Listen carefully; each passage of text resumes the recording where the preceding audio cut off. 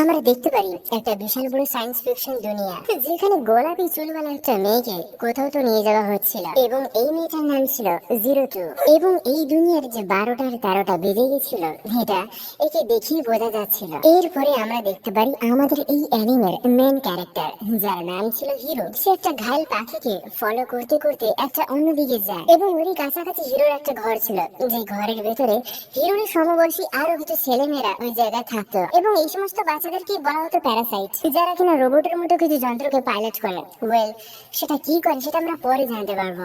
এর সাথে 02 scientist, doctor এবং বাকি সমস্ত লোকেরা যারা কিনা প্ল্যাটফর্মে এরই মধ্যে এরোপ্লেন দিয়ে ল্যান্ডিং করে ফেলে, কিন্তু 02 এরই ফাঁকে তাদের চোখে ধুলো দিয়ে কখন যেন ওখান থেকে হাওয়া হয়ে গেছে। তখন তাকে খোঁজার জন্য বাদবাকি মিলিটারি ফোর্সরা তার পেছনে ধাওয়া করতে লেগে যায়। আর এদিকে আমাদের হিরো, যে কিনা সেই ঘায়েল পাখিটাকে খুঁজতে খুঁজতে এমন একটা ঝিলের পাশে এসে দাঁড়ায়, সেখানে সে একটা মেয়েকে খালি গায়ে স্নান করতে দেখে, যেটা দেখে সে একটু লজ্জা পেল। কিছুক্ষণ পরে দেখে সেই মেয়েটাকে আর দেখাই যাচ্ছিল না। সে ভাবলো মেয়েটা হয়তো ডুবে গেছে, তাই জন্য সে কোনো রকম তাড়াহুড়ো করে জলের ভিতরে চলে আসে। কিন্তু তখনই আমরা দেখতে পারি সেই মেয়েটা হুট করে তার সামনে উঠে এসে দাঁড়িয়ে পড়ে এবং এই মেয়েটার অন্য কেউ না, এটা ছিল 02। আর আমাদের হিরো এইরকম সিন দেখে একদম ভেবাচাকা খেয়ে গেছিল। জীবনে প্রথমবার কোনো একটা মেয়েকে এত কাছ থেকে একদম নাঙ্গা ভুঙ্গা দেখছিল বলে। আরে আরে আরে করছো কি? পেছনে সরো। তুমি কে? তুমি এখানে কি করছো? আরে ওসব বাদ দাও, তুমি আগে নিজের জামা কাপড়টা পরে না। এতে আমরা দেখতে পারি 02, যে কিনা অনেকে হাসতে হাসতে পাগল হয়ে যায়।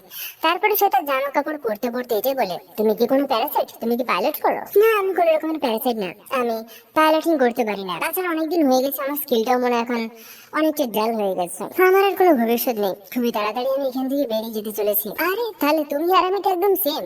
আমার এই দুটো সেম, যেগুলো কিনা আমাকে একটু সাহায্য তো করে। আর আমি হচ্ছে একাই থাকি, পুরো ফ্রান্সকে আমি একাই কন্ট্রোল করি। নিজেকে কখনো অযোগ্য মনে করো না। তোমার যদি এই জায়গাটা পছন্দ না, তাহলে অন্য জায়গা দেখে নাও। আর না হলে তোমার যদি পার্টনারই দরকার হয়, তাহলে অন্য কোনো পার্টনার খুঁজে নাও। এইরকম কথা বলতে বলতে আমরা দেখতে পারি তারা জলের মধ্যে পড়ে যায়। আমি এটা বুঝতে পারছি না, তোমার গায়ের স্মেল আমার বুকের হৃৎপিণ্ডটাকে এত বাড়িয়ে দিচ্ছে কেন? তোমার এই গায়ের গন্ধ আমার খুবই চেনা পরিচিত কেন লাগছে এত? চলো ঠিক আছে, তুমি কি আমার ডার্লিং হবে? তোমার মধ্যে স্কিল আছে, কিন্তু কোথাও ওটা লুকিয়ে আছে। আমার একটা দায়িত্ব সেটাকে খুঁজে বার করে আনা। হিরো তার দিকে শুধু ফ্যাল ফ্যাল করে তাকিয়েছিল এবং তার দিকে যখনই হাতটা বাড়াচ্ছিল, ঠিক এমন সময় আমরা দেখতে পারি বাদবাকি মিলিটারি ফোর্স, যারা কিনা 02কে খুঁজতে খুঁজতে ওই জায়গায় এসে পৌঁছে গেছিল এবং বাধ্যগত 02কে ওখান থেকে চলে যেতে হয়েছিল।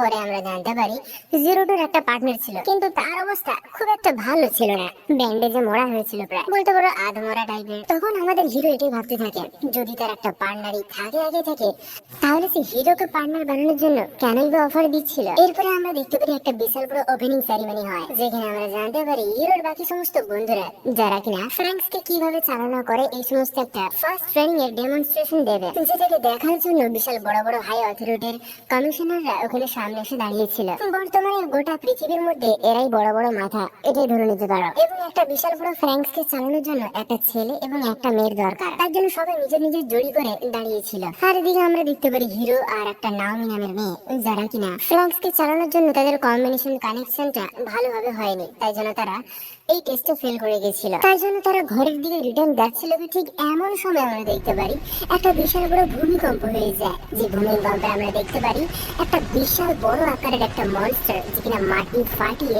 বাইরের দিকে বেরিয়ে আসে, যার গায়ের রংটা নীল বলতে পারো আর কিছুটা কালো বলতে পারো। এবং এই সমস্ত মনস্টারদেরকে বলা হয় ক্ল্যাক্সোসর, যাদেরকে আটকানোর জন্যই বানানো হয়েছিল ফ্রান্স নামের সেই রোবট গুলোকে। এবং এরকম একটা বিশাল বড় ক্ল্যাক্সোসরকে দেখে আমাদের হিরো একদম থতমত খেয়ে গেছিল। এবং ওই বিশাল বড় ক্ল্যাক্সোসরকে আটকানোর জন্য ওখানকার মেইন ব্রাঞ্চ থেকে অনেকগুলো ফায়ারিং শুটিং করা হয় সেই ক্ল্যাক্সোসরের উপরে, কিন্তু ক্ল্যাক্সোসরের এতে কোনো ঘন্টা ফরাক পড়ে না এবং সে একটা ঝটকাতে ওই বিশাল বড় ব্রাঞ্চের একটা সাইড পুরো অকেজে করে রেখে দিয়েছিল। সমস্ত ক্যানন এবং ফায়ার শুটিং গুলোকে সব ফাটিয়ে রেখে একটা ঝটকাতে, যার ফলে আমরা দেখতে পারি আমাদের হিরো যে কিনা উড়ে গিয়ে এমন একটা জায়গায় পড়ে, যেখান থেকে সে দৌড়তে দৌড়তে সেই ক্ল্যাক্সোসরকে ফলো করতে থাকে, কারণ ক্ল্যাক্সোসর এখন সে সেরিমনির দিকেই যাচ্ছে, যেখানে তার বাকি সমস্ত বন্ধুরা ফ্রান্সকে চালনা করে ডেমনস্ট্রেশন দেবে। বিপদ দেখে আমরা দেখতে পারি হিরোর বাকি সমস্ত বন্ধুরা, যারা কিনা তারা ফ্রান্সের উপরে চড়ে বসে, কিন্তু তারা তাদের মধ্যে কানেকশনটা করতে পারতো কি? ততক্ষণে আমরা দেখতে পারি ক্ল্যাক্সোসর ওখানে এসে তার হামলাটাকে ছেড়ে দেয়, কিন্তু ততক্ষণে আমরা দেখতে পারি আবার অন্য একটা ফ্র্যাঙ্কস এসে সে ক্লাক্সেসরকে কামড়ে অন্যদিকে ছিটকে নিয়ে চলে যায় এবং এই ফ্র্যাঙ্কসটার নাম ছিল স্ট্রেলেটজিয়া, যেটাকে কন্ট্রোল করছিল জিরো টু এবং তার পার্টনার। এবং তারা দুজনে যেরকম সেরকম করে সেই ক্লাক্সেসরটাকে আটকানোর জন্য চেষ্টা করতে থাকে। কিন্তু এত বড় শক্তিশালী ক্লাক্সেসরের কাছে স্ট্রেলেটজিয়ার এই পাওয়ারটা কোনো কাজেরই দিচ্ছিল না, যেটা কিনা দাঁড়িয়ে দাঁড়িয়ে আমাদের হিরো বেশ ভালোভাবে দেখতে ও বুঝতে দুটোই পারছিল। যার ফলে আমরা দেখতে পারি একটা বিশাল বড় ধামাকা হয় এবং স্ট্রেলেটজিয়া যে কিনা উড়ে এসে পড়ে তো পড়ে আমাদের হিরোর উপরে এসে পড়ে। তখন হিরো এটা দেখে যে স্ট্রেলেটজিয়ার ভেতর থেকে তার পার্টনার যে কিনা মরে বাইরের দিকে পড়ে যায়। তখন জিরো টু বলে যে মরে গেছে, যেই ওর সাথে পাইলট করুক না কেন জাস্ট 3 বারের বেশি পাইলট করতে পারে না, তার এটাই ছিল তার 3 বারের টাইম। এবং 3 বার যেহেতু পাইলট হয়ে গেছে তাই জন্য সে এখন মরে গেছে। যেটা শুনে হিরো তো একদম অবাক হয়ে যায়, কিন্তু তবু জিরো টু যে কিনা একাই পাইলট করতে চলে যায়। যেটা দেখে হিরো তাকে আটকানোর জন্য চেষ্টা করে, কারণ সে অনেকটা ঘায়েল, সে একা পাইলট করতে পারবে না, সে মরে যাবে। কিন্তু জিরো টু এটাই বলতে থাকে যে এটাই তার জীবন এবং এটাই তার ভাগ্য, একা একাই ফ্র্যাঙ্কসকে চালনা করা তার হচ্ছে একটা কর্তব্য। যেই তার সাথে কোনো না কোনো সাথে আসুক না কেন সে 3 বারের বেশি পাইলট করতে পারে না, তারপরে সে মরে যায়। আর এখন যদি সে পাইলটিং নাও করে তাহলে এখানে থাকা বাদবাকি সমস্ত লোকেদেরকে বাঁচাবে কে? এই ক্লাক্সেসর যে কিনা সবাইকে মেরেই ফেলবে। তখন আমাদের হিরো যে কিনা নিজেকে একদম বেকার এবং লাচার মনে করছিল, যে কিনা এটাই ভাবছিল যে কিনা তার সমস্ত বন্ধুরা এখন বিপদের মুখে পড়ে আছে, সে কি এতটাই বেকার যে কিনা সে তাদের জন্য কিছুই করতে পারবে না। তখন সে জিরোটির সাথে কাটানো প্রথম মুহূর্তগুলোকে মনে করতে থাকে এবং সে এটা মনে করতে থাকে জিরোটি তাকে একটা পার্টনার খোঁজার জন্য বলছিল, তাহলে এটাই কি সেই সুযোগ যেটা কিনা ওপরওয়ালা তাকে এখন দিচ্ছে। সে তখন বলে যে সে জিরোটির সাথে পাইলট করবে। জিরোটি সেটা শুনে বলে, তোমার কি মরার জন্য ভয় লাগে না? আমার এমনিতে কোনো ক্যারিয়ার নেই, না আছে কোনো ভবিষ্যৎ, যদি মরতেই হয় তাহলে বীরের মতোই মরবো। সত্যি মানুষের চোখে জল কত বছর আগে দেখেছিলাম তা আমার মনে নেই। তো চলো হিরো দুজনে মিলে কামাল করে দেখাই। এটা বলি আমরা দেখতে পারি জিরোটু যে কিনা হিরোকে নিয়ে স্ট্রেলেটজিয়ার ভিতরে চলে আসেন এবং আসার সাথে সাথে সে তাকে একটা কিস করে দেয়, যার ফলে আমরা দেখতে পারি হিরোর বুকের হৃৎপিণ্ডটা অনেকটা ধপকানি বেড়ে যায় এবং সঙ্গে সঙ্গে মুহূর্তের মধ্যে আমরা দেখতে পারি ফ্র্যাঙ্কসের মধ্যে তাদের কমিউনিকেশনটা একদম কানেক্ট হয়ে যায় পারফেক্টলি ভাবে। স্ট্রেলেটজিয়ার একটা পাওয়ারফুল ট্রান্সফরমেশন হয় যেটা কিনা আগে কেউ কখনো দেখেনি এবং ফলে সে আমরা দেখতে পারি একটা কাছাই ক্লাক্সেসরকে অনেক দূরে ছুড়ে ফেলে রেখে দেয়। তখন আমাদের ডক্টর সায়েন্টিস্ট যেখানে বলতে থাকেন যখন একটা মেল এবং ফিমেল একদম চরম লেভেলে ভালোভাবে কানেক্ট করতে পারে তখন এরকম একটা জবরদস্ত ট্রান্সফরমেশন তৈরি হয়ে যায়, যেটা কিনা এখন আমরা সবাই নিজেদের চোখের সামনে দেখতে পাচ্ছি। কিন্তু সবার মনে একটাই কোশ্চেন যে এই পাইলটটাকে পাইলট করছে কি, মানে জিরোটুর সাথে কি এমন আছে যে কিনা এত পাওয়ারফুল আপগ্রেড করিয়ে দিল। তখনই আমরা দেখতে পাই স্ট্রেলেটজিয়া যে কিনা হাতে একটা বিশাল বড় শাবলকে ধরে এবং সেটাকে ছুড়ে মারে একদম ক্লাক্সেসরের দিকে। এরপরে স্ট্রেলেটজিয়া যে কিনা নিজে ছুটে এসে সেই শাবলটাকে আরো জোরে ঢুকিয়ে দেয় এবং সেই শাবলের একটা ফায়ার কারণে সুইচ বাটন থেকে চিপে মারে এমন একটা জবরদস্ত ধামাকা যে ক্লাক্সেসরটা ওখানে একদম ফেটে উড়ে টুকরো টুকরো হয়ে যায় এবং সেই ক্লাক্সেসরের ভিতরে ছিল একটা কোর পয়েন্ট এবং সেটাকে ফাটিয়ে দেওয়ার জন্য সে ক্লাক্সেসরটা ওখানে মরে গেছিল। যার এরকম ফাইটিং স্টাইলটা দেখে সমস্ত লোকের একদম থতমত খেয়ে জাস্ট ফ্যাল ফ্যাল চোখে দাঁড়িয়ে দেখা ছাড়া আর কিছুই করতে পারছিল না। পরে সবাই একদম একটা জিনিস দেখে অনেকটাই পরিমাণে অবাক হয়ে যায়, আর সেটা ছিল এইটা জানতে পেরে যে জিরোটুর সাথে যে পাইলট করছিল সেটার অনেক না তাদেরই মনে করা সব থেকে বেকার ছেলে তাদেরই গ্রুপের হিরো ছিল। আমরা জানি যার শরীরে ক্লাক্সেসরের ব্লাড আছে, কিন্তু এই আমাদের সাথে মিলেমিশে সমস্ত ক্লাক্সেসরকে মারার কাজগুলো করছে এবং এর সাথে যে পাইলট করুন না কেন সে 3 বারের বেশি আর বাঁচে না। এবং জিরোটু এমন ভাবে হিরোর দিকে তাকিয়েছিল যেন সে এতদিন যাকে খোঁজার জন্য চেষ্টা করছিল সে ফাইনালি আজকে তাকে পেয়ে গেছে। তো বন্ধুরা ভিডিওটি যদি ভালো লাগে থাকে তাহলে প্লিজ প্লিজ প্লিজ একটা লাইক আর একটা হাইপ অবশ্যই করে দিও। এরপরে আমরা জানতে পারি এই গ্রুপের একটা লিডার ছিল যার নাম ছিল ইচিগন এবং এই মেয়েটি ছিল হিরোর একটা বিশাল বড় ফ্যান, মানে সে মনে মনে হিরোকে ভালোবাসে ছোটবেলা থেকেই, যেটা কিনা হিরো জানতো না। এবং সে হিরোকে এটাই বলতে থাকে যে সে যেন তার সাথে আর পাইলট না করে, কারণ সে যদি করে তাহলে আর দুবার পাইলট করলে সে মরে যাবে। কিন্তু হিরো এটা জানে যে তার এমনিতে কোনো ভবিষ্যৎ নেই, তার কোনো ক্যারিয়ার নেই, যদি মরতেই হয় তাহলে বীরের মধ্যে সে মরবে। এবং এই কথাবার্তাগুলো শুনে আমরা দেখতে পারি ইচিগো যে কিনা অনেকটাই ভয় পেতে থাকে। এর সাথে সবাই এটা দেখে যে জিরোটু যে কিনা তাদেরই ঘরে এসে তাদের টেবিলে বসে খাবার দাবার গুলো খাচ্ছিল, যেটা দেখে কোনো কোনো লোক একটু বিরক্ত হলেও বাদ বাকি কিছু লোকেরা যারা কিনা এই সমস্ত জিনিসগুলোকে মেনে নেয়, কারণ যতই হোক না কেন সেদিনকার যদি জিরোটু না থাকতো তাহলে হয়তো এরা এখানে বসে খেতে পারতো না, তারা এতক্ষণে পোগার বার হয়ে যেত। এর সাথে আমরা দেখতে পারি জিরোটু যে কিনা আবার হিরোর কাছে চলে যায় এবং তাকে জড়িয়ে টড়িয়ে ধরে তার সাথে আবার ফ্ল্যাটিং করতে লেগে যায়, যেটা কিনা ইচিগোর মোটেও ভালো লাগছিল না। এবং সে তাকে যখনই ডার্লিং ডার্লিং বলছিল সেটা শুনি সমস্ত ছেলেমেয়েরা একদম অবাক হয়ে যায়। ঠিক তখনই আমরা দেখতে পারি এই সমস্ত বাচ্চাদেরকে গাইড করার জন্য একটা নানা চলে আসে, যে কিনা জিরো টুকে নিয়ে অন্য একটা জায়গায় চলে যায় তার উপরে কিছু এক্সপেরিমেন্ট করার জন্য। এরপরে আমরা দেখতে পারি কিছু আবার হায়ার অথরিটিকে, যারা কিনা এই গোটা বিষয়টাকে চালনা করছেন, সমস্ত মিলিটারি ফোর্সকে চালনা করছে, যে কোথায় কি অ্যাটাক করা হবে কি না হবে, এবং স্ট্রেলিজিয়াকে ওখানে রাখা হবে কিনা, এবং হিরোর সাথে তাকে পাইলট করতে দেওয়া হবে কিনা, এই সমস্ত ডিসকাশন চলতে থাকে। এবং এদিকে আমরা দেখতে পারি ইচিগো, যে কিনা জিরোডুকে বারবার ধমকাতে থাকে যে তুমি আমাদেরকে জীবনকে বাঁচিয়েছো, মানছি, ভালো কথা, তার জন্য থ্যাংক ইউ, কিন্তু তার মানে এটা নয় যে তুমি হিরোকে শেষ করে ফেলবে। হিরোর কাছ থেকে যত দূরে থাকবে তত তোমার জন্য আর তার জন্য ভালো, কারণ তোমার সাথে পাইলট করতে করতে সে একদিন না একদিন মরেই যাবে, আর সেটা আমরা কখনোই চাইবো না। কিন্তু আমরা দেখতে পারি জিরোটা যেখানে তাকে ইগনোর করে ওখান থেকে চলে যায়। তখন এই সমস্ত বাচ্চাদেরকে চালনা করছিল যে সমস্ত নানা এবং একটা ছেলে, তারা দুজনে মিলে এটি ডিসকাস করতে থাকে হয়তো হিরোর পাওয়ারটা আবার বেড়ে এসেছে, সে হয়তো আর অন্য কোনো মেয়ের সাথে কানেকশন করতে পারবে এবং ফ্রাঙ্কসকে চালাতে পারবে। এবং সেটাকে টেস্ট করার জন্য ইচিগোকে এবং হিরোকে, তাদের দুজনকে একটা ফ্রাঙ্কস চালানোর জন্য কমিউনিকেশন করতে পাঠিয়ে দেওয়া হয়। কিন্তু তাদের মধ্যে হাজার চেষ্টা করার পরও কানেকশন সাকসেসফুল হচ্ছিলই না। ফলে আমরা দেখতে পারি উল্টো পাল্টা ফাইটিং হয় এবং তারা দুজনে তো ওখানে হারিয়ে এবং তাদের অপোনেন্টের অবস্থাও তারা খারাপ করে দেয়। এবং এই জিনিসটা যেটা কিনা সবাইকে একদম আঙুল তুলে ভালো করে স্পষ্ট করে বলে দিচ্ছিল যে হিরো একমাত্র কন্ট্রোল করতে পারে জিরোডুকে, এছাড়া আর কাউকেই না। এরপরে আমরা দেখতে পারি আবার একটা মিটিং স্টার্ট হয়ে যায়, যেখানে সমস্ত বাচ্চাদেরকে একটা নতুন জায়গায় মিশনের জন্য পাঠানো হচ্ছিল এবং এমন একটা ক্লাসেসকে মারার জন্য তারা প্ল্যান বানাচ্ছিল যেটা কিনা তাদের বেসের ভিতরে অলরেডি ঢুকে গেছিল। সেটা ফ্রান্সের তুলনায় অনেকটাই ছোট ছোট গোলাকার টাইপের হয়, যারা কিনা যে কোনো ইলেকট্রনিক্স ডিভাইসের উপরে বসে গিয়ে সেখান থেকে সমস্ত এনার্জিগুলোকে চুষে নিতে থাকে। এবং সেই সমস্ত ম্যাগমা এনার্জিগুলো যারা যেন আর চুষতে না পারে তাদেরকে মারার জন্য এই সমস্ত ছেলেদেরকে ফ্রান্সগুলোকে চালিয়ে নিয়ে যেতে হবে সেখানে, এবং সেই সমস্ত ক্লাসেসরগুলোকে মেরে মিশনটাকে কমপ্লিট করতে হবে। সবাইকে যাওয়ার জন্য পারমিশন দেওয়া হলেও তবু আমরা দেখতে পারি স্ট্রেলিজিয়া মানে আমাদের হিরো আর জিরোটু এদের দুজনকে যাওয়ার পারমিশন দেওয়া হয় না। এই জন্য আমরা দেখতে পারি ইচিকো এবং তার বাকি সমস্ত বন্ধুরা যারা কিনা তিনটে ফ্রাঙ্কসকে নিয়ে তারা ফাইনালি সেই আন্ডারগ্রাউন্ডের জায়গায় চলে আসেন, যেখান থেকে ম্যাগমা এনার্জিকে মাইনিং করা হচ্ছিল। যেখানে তারা একটা ছোট্ট ক্লাসেসরকে দেখতে পারি যেখানে একদম ফুটবলের মতো সাইজের একটা ছোট ছিল, মানে তাদের কাছে ফুটবল আমাদের কাছে না। এবং সেটাকে অনেক রকম ক্যালি ট্যালি মেরে টিগড়মবাজি করে অনেক কষ্টে ফাটিয়ে মেরে ফেলে। কিন্তু বিপদ এখানে শেষ নয়, এছাড়াও ওখানে আরো অনেকগুলো ক্লাসেসর ছিল এবং অনেকগুলো বলতে সেখান থেকে উপর থেকে টাপাটাপ করতেই থাকে এবং তাদের কোনো শেষ নেই। তারা তখন বুঝে গেছিল ভাই একটাকে হারাতে এরকম অবস্থা খারাপ, তাহলে এতগুলো ক্লাসেসরের সামনে তারা টিকবে কি করে।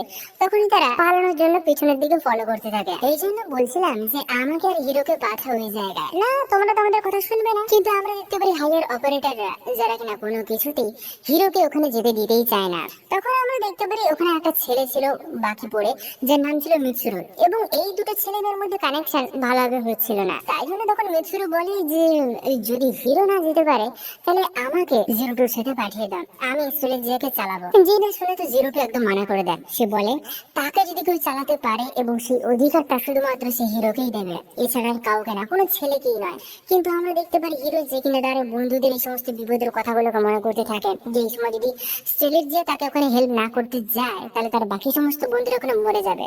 তাই জন্য সে তার বুকে পাথর রেখে সে জিরোটুকে এটা বলে এবং রিকোয়েস্ট করে যে প্লিজ জিরোটু তুমি এর সাথে যাও এবং আমার বাকি সমস্ত বন্ধুদেরকে বাঁচিয়ে দাও। এবং জিরোটু ব্যাপারটা বুঝতে পেরে সে তখন হিরোর এই কথাটাকে মেনে নেয়। অন্যদিকে আমরা দেখতে পারি ক্লাসেসরের ভিড় এতটাই পরিমাণে বেড়ে গেছে যে তাদেরকে আটকাতে এদের অবস্থা একদম টাইট হয়ে যাচ্ছিল। চারিদিক থেকে হাজার হাজার ক্লাসেসর তাদেরকে একদম ঘিরে ধরে ফেলেছিল, আর একটা ঝটকা যে কোনো মুহূর্তে তারা মরে যেতে পারে। ঠিক তখনই আমরা দেখতে পারি স্ট্রেলিজিয়া এগিয়ে চলে আসে এবং একটা ঝটকায় একটা ক্লাসেসরকে পুরো ফাটিয়ে মেরে রেখে দেয়। এবং এর সাথে সে তার আরো কিছু ফাইটিং স্টাইল দেখি বাদ বাকি সমস্ত ক্লাসেসরগুলোকে মেরে ফেলতে থাকে, যেটা দেখে মিৎসুরু অনেকটাই অহংকারে পরিপূর্ণ হয়ে যায়। সে বলতে থাকে আমি জানতাম যদি হিরো এটা করতে পারে তাহলে এটা আমি কেন পারবো না, আমি ওর থেকে আরো ভালো করে দেখাবো। এরকম পাওয়ার কি কখনো হিরো করতে পেরেছে? এখন আমি যেটা আছে সেটা করতে পারবো। এরকম বলে সে তার পাওয়ারটাকে আরো বেশি পরিমাণে বাড়াতে থাকে। আচ্ছা তাই নাকি, তুমি নিজেকে হিরোর থেকে বেশি বেটার মনে করো? ঠিক আছে, আমি যে পাওয়ারটা এতক্ষণ ধরে হোল্ড ব্যাক করছিলাম আমি আমার পুরো পাওয়ারটা ঢেলে দেবো, এবারে দেখা যাক তুমি সেটাকে সহ্য করতে পারো কিনা। এতক্ষণ অপারেটর যারা কিনা বলতে থাকে জিরো টু তোমাকে আর বেশি পাওয়ার বাড়ানোর দরকার নেই, যথেষ্ট হয়েছে, তুমি বাদবাকি লোকেদেরকে নিয়ে ওখান থেকে ফিরে চলে আসো। কিন্তু জিরো টু ভাই সে আলাদা লেভেলের বান্দি। সে বলে যখন এসেই গেছো বাবু, আমার পুরো পাওয়ারটা তোমাকে দেখিয়ে ছাড়বো। এটা বলে আমরা দেখতে পারি সে তার পাওয়ারটাকে এতটাই পরিমাণে বাড়িয়ে নেয়, ওখানকার সমস্ত ক্লাক্সর তো মরে যায়। কিন্তু এর সাথে মিত্রুর অবস্থা অনেকটাই পরিমাণে খারাপ হয়ে যায়। তার অবস্থা পুরো কেলিয়ে কলার ডুম হয়ে গেছিল। তাকে দেখিয়ে বোঝা যাচ্ছিল যে তাকে 3বার রাইড করতে লাগতো না, সে এবারই হয়তো মরতে মরতে কোন রকম বেঁচে গেছে। যেটা দেখে তো আমাদের হিরো অনেকটাই ভয় পেয়ে গেছেন এবং জিরো টু মনে মনে এটাই ভাবতে থাকে যে আমাকে যদি কেউ পাইলট করতে পারে সেটা আমার ডার্লিং হিরো, এছাড়া আর অন্য কেউ নয়। এবং এই সমস্ত ব্যাপারগুলো যেগুলো কিনা হাইয়ার অথরিটির কাছে একটা বিশাল বড় চর্চার বিষয় হয়ে দাঁড়িয়ে যায়। অন্যদিকে আমরা মিৎসুরুকে দেখতে পারি যেখানে হসপিটালের মধ্যে ছিল কিন্তু একটা বিশাল বড় আতঙ্কের মধ্যে, যেখানে হিরোকে ধরে বলে যে ওটা একটা মনস্টার, ওই মেয়েটার কাছ থেকে দূরেই থাকো হিরো, নইলে ও তোমাকে পুরো খেয়ে চুষে ফেলবে।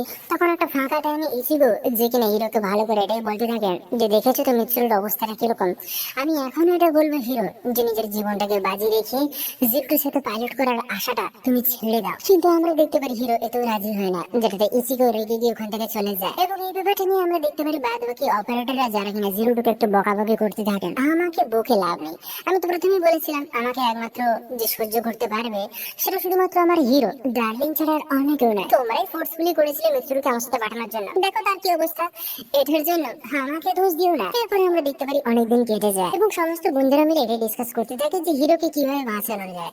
ঠিক এমন সময় আমরা দেখতে পারি আর একটা সাইরেন বেজে যায়। কোন একটা জায়গায় ক্লাসের একটা বিশাল বড় হামলা স্টার্ট হয়ে গেছে এবং সঙ্গে সঙ্গে আমরা দেখতে পারি হিরোর সমস্ত বন্ধুরা যারা কিনা ফ্রান্সের উপর রেডি হয়ে যায় সেই সমস্ত ক্লাসের বিরুদ্ধে ফাইট করার জন্য। কিন্তু এবারও আমরা দেখতে পারি হিরো আর জিরো টুকে পারমিশন দেওয়াই হচ্ছিল না ফাইট করার জন্য। অন্যদিকে আমরা দেখতে পারি বাকি সমস্ত ফ্রান্সরা যারা কিনা ইতিমধ্যে ওই ক্লাসের বিরুদ্ধে ফাইট করা শুরু করে দিয়েছিল। কিন্তু এরা হচ্ছে প্রথম এত বড় একটা ক্লাসের বিরুদ্ধে ফাইট করছিল যাদের কিনা কোন রকমের ব্যাটেল এক্সপিরিয়েন্স ছিল না, কিন্তু তবুও তারা যথেষ্ট পরিমাণে চেষ্টা করে যাচ্ছিল একে একটা কড়া টক্কর দেওয়ার জন্য। যেটার ফলে আমরা দেখতে পারি কিছুক্ষণের জন্য সেই মনস্টারটা অসল হয়ে গেল আর একটা মনস্টার এসে তাদেরকে ওখানে ধরে নেয়, কারণ এই ক্লাক্সিসর ততক্ষণ মরবে না যতক্ষণ না তার কোরটাকে ফাটানো হচ্ছে। যার ফলে আমরা দেখতে পারি হিরোর সমস্ত বন্ধুরা অনেকটি বিপদের মুখে পড়ে যাচ্ছিল। কিন্তু এদিকে আমরা দেখতে পারি অনেকগুলো মিলিটারি ফোর্সের বান্দার এসে হাজির হয়ে গেছিল যারা কিনা জিরো টুকে ফোর্সফুলি অন্য একটা ব্রাঞ্চে নিয়ে যাবে এবং জিরো টু যেখানে হায়ার অথরিটির কমান্ডকে যেখানে কখনোই মানা করতে পারবে না এবং এছাড়া সেটা চায় না যে হিরোর এখানে কোনো রকমের জখমি হয়ে যায়। তাই জন্য সে হিরোকে একটা চিরবিদায় জানিয়ে ওখান থেকে চলে যেতে থাকে, যেটা কিনা হিরোর কোনো মতেই পছন্দ হচ্ছিল না। সেও হায়ার অথরিটির অর্ডারকে আনফলো করতে পারবে না, কিন্তু সে জিরো টুকে এরকম কাজ ছাড়া হতেও দিতে চাইছিল না। আমি জানি হিরো তুমি আমার উপর অনেকটা রেগে আছো, কিন্তু একটা কথা মনে রাখো সবকিছু তোমার ভালোর জন্যই করা হচ্ছে, কারণ জিরো টু কোনো একটা মানুষ না, ও একটা মনস্টার ক্লাক্সিসর, ওর ভেতরে ক্লাক্সিসরের ব্লাড বইছে এবং ওর সাথে যেই পাইলট করে সে মরে যায় আর আমরা চাই না তুমি মরে যাও। তখনই আমরা দেখতে পারি হিরো যে কিনা পুরোনো কথাগুলো মনে করতে থাকে, যে কথাগুলো কিনা জিরো টু তাকে একসময় বলেছিল। সে তখন আর কোনো কিছু চিন্তা ভাবনা না করে ছুটে চলে যায় দরজাকে ক্রস করে দিয়ে, যেটা দেখে না অনেকটি চিৎকার করতে থাকে না নামটা ধরে ডাকতে ডাকতে, এবং সে একটা জায়গায় এসে আটকে যায় কারণ সেখান থেকে সে বেরোতে পারবে না।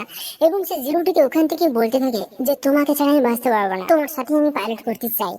এরকম কথাবার্তাগুলো শুনে আমরা দেখতে পারি জিরো টু ওখানে আর আটকে রাখতে পারে না, সেও তখন অর্ডারটাকে আনফলো করে দিয়ে সমস্ত মিলিটারি ফোর্সকে চাকমা দিয়ে সে হিরোর সাথে চলে যায় এবং তারা দুজনে ছুটে চলে কোন রকম স্ট্রেলিজের কাছে চলে যায় এবং সেখানে পাইলটিং করতে লেগে যায়। এবার তোমরা বলবে বাকি সমস্ত মিলিটারি ফোর্স এদের উপরে গুলি চালায়নি কেন? তারা পারবেও না, কারণ হায়ার অথরিটি এদের উপরে গুলি চালাতে বারণ করে দিয়েছে, কারণ এটা স্পেশাল বাচ্চা। এবং সঙ্গে সঙ্গে আমরা দেখতে পারি তারা সাকসেসফুলি খুবই ইজিলি নিজেদের মধ্যে কানেকশন করে নিতে পেরেছিল এবং তখনই তারা দুজনে স্ট্রেলিজ যেতে ছুড়ে সেই দিকে এগিয়ে যায় যেখানে তারা বন্ধুরা বিপদের মুখে পড়ে আছে। এবং আমাদের হিরো যেখানে অনেকটাই খুশি ছিল সে ফাইনালি একটা ফ্রান্সকে চালাতে পারছে। ইতিমধ্যেই আমরা দেখতে পারি সমস্ত বন্ধুরা যেখানে বিপদে পড়ে যাচ্ছিল, প্রায় অলমোস্ট মরেই যাচ্ছিল, ঠিক সেই সময় স্ট্রেলিজিয়া এসে ওখানে সবাইকে বাঁচিয়ে নেয়। তখনই আমরা দেখতে পারি ওই সিচুয়েশন থেকে বাঁচার জন্য কোনো রকমের বাকি সমস্ত বন্ধুরা যারা কিনা স্ট্রেলিজিয়ার সাথে সাথে লড়াই করছিল মিলেমিশে, তখনই আমরা দেখতে পারি স্ট্রেলিজিয়া যে কিনা একটা পাশ ধরে তাকে এমন জোরে একটা হিচকা মারে যে ওই গোটা মনস্টারের বডিটা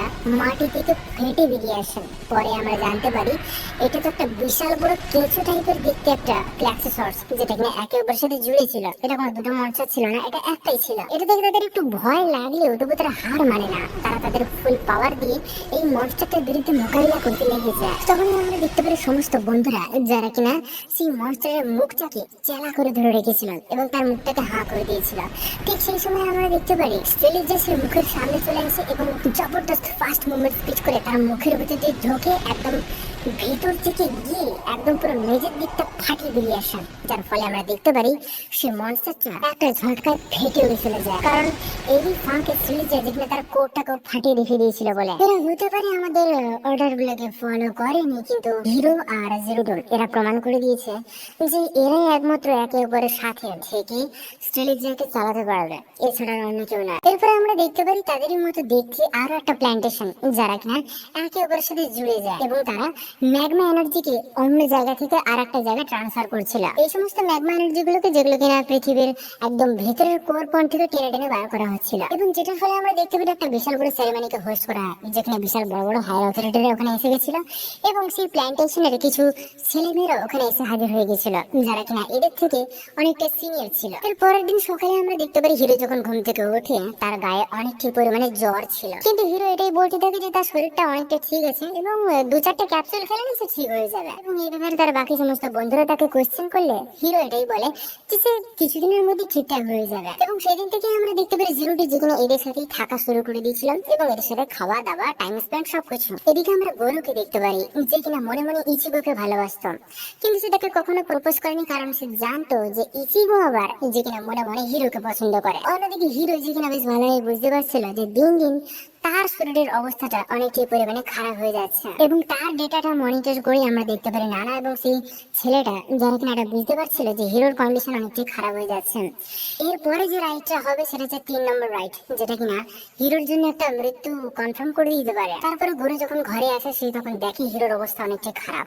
সে রেগে কিন্তু তার বুকটা যখন খুলে দেখে তার বুকের ভিতরে একটা বিশাল বড় ভাইরাস ছড়িয়ে গেছিল, যেটা দেখতে অনেকটা ব্লু কালার এবং ক্লাক্সেসরের রঙের সাথে এর একটা বেশ ভালোই মিল ছিল। কিন্তু গরু এটাও দেখে যে হিরো এখনো সে জিপের সাথে পাইলট করতে চাইছে, সে এখনো পিছপা হতে চায় না। এবং হিরো যে কিনা গরুকে অনেকটাই করে রিকোয়েস্ট করে যে তার এই অসুখের ব্যাপারটা সে যেন কাউকে না বলে। এবারে আমরা দেখতে পারি একটা বিশাল বড় ক্লাক্সেসরের মিশনে যেতে হবে সবাইকে, এবং যেখানে আমাদের হিরোর সমস্ত বন্ধুরা তো থাকবেই থাকবে, তাছাড়া যে প্ল্যান্টেশনটা সবে মাত্র জুড়েছে তার ভিতরে থাকা সমস্ত সিনিয়র স্টুডেন্টরাও তারাও হচ্ছে এদের সাথে তালমেল করে মিলেমিশে এই মিশনে ভাগ নেবে। এবং এই ফাইটে আমরা দেখতে পারি জিরোটু আর হিরোকে দুজনকে পাইলট করার জন্য পারমিশন দেওয়া হয়ে গেছিল। এবং আমরা জানতে পারি জিরোটু যে কিনা হিরোর শরীরের এই প্রবলেমের ব্যাপারটা সে আগে থেকেই জানতো। সে তাকে বলছে তোমার অনেকটাই কষ্ট হচ্ছে তাই না হিরো, তুমি কি ভয় পাচ্ছ?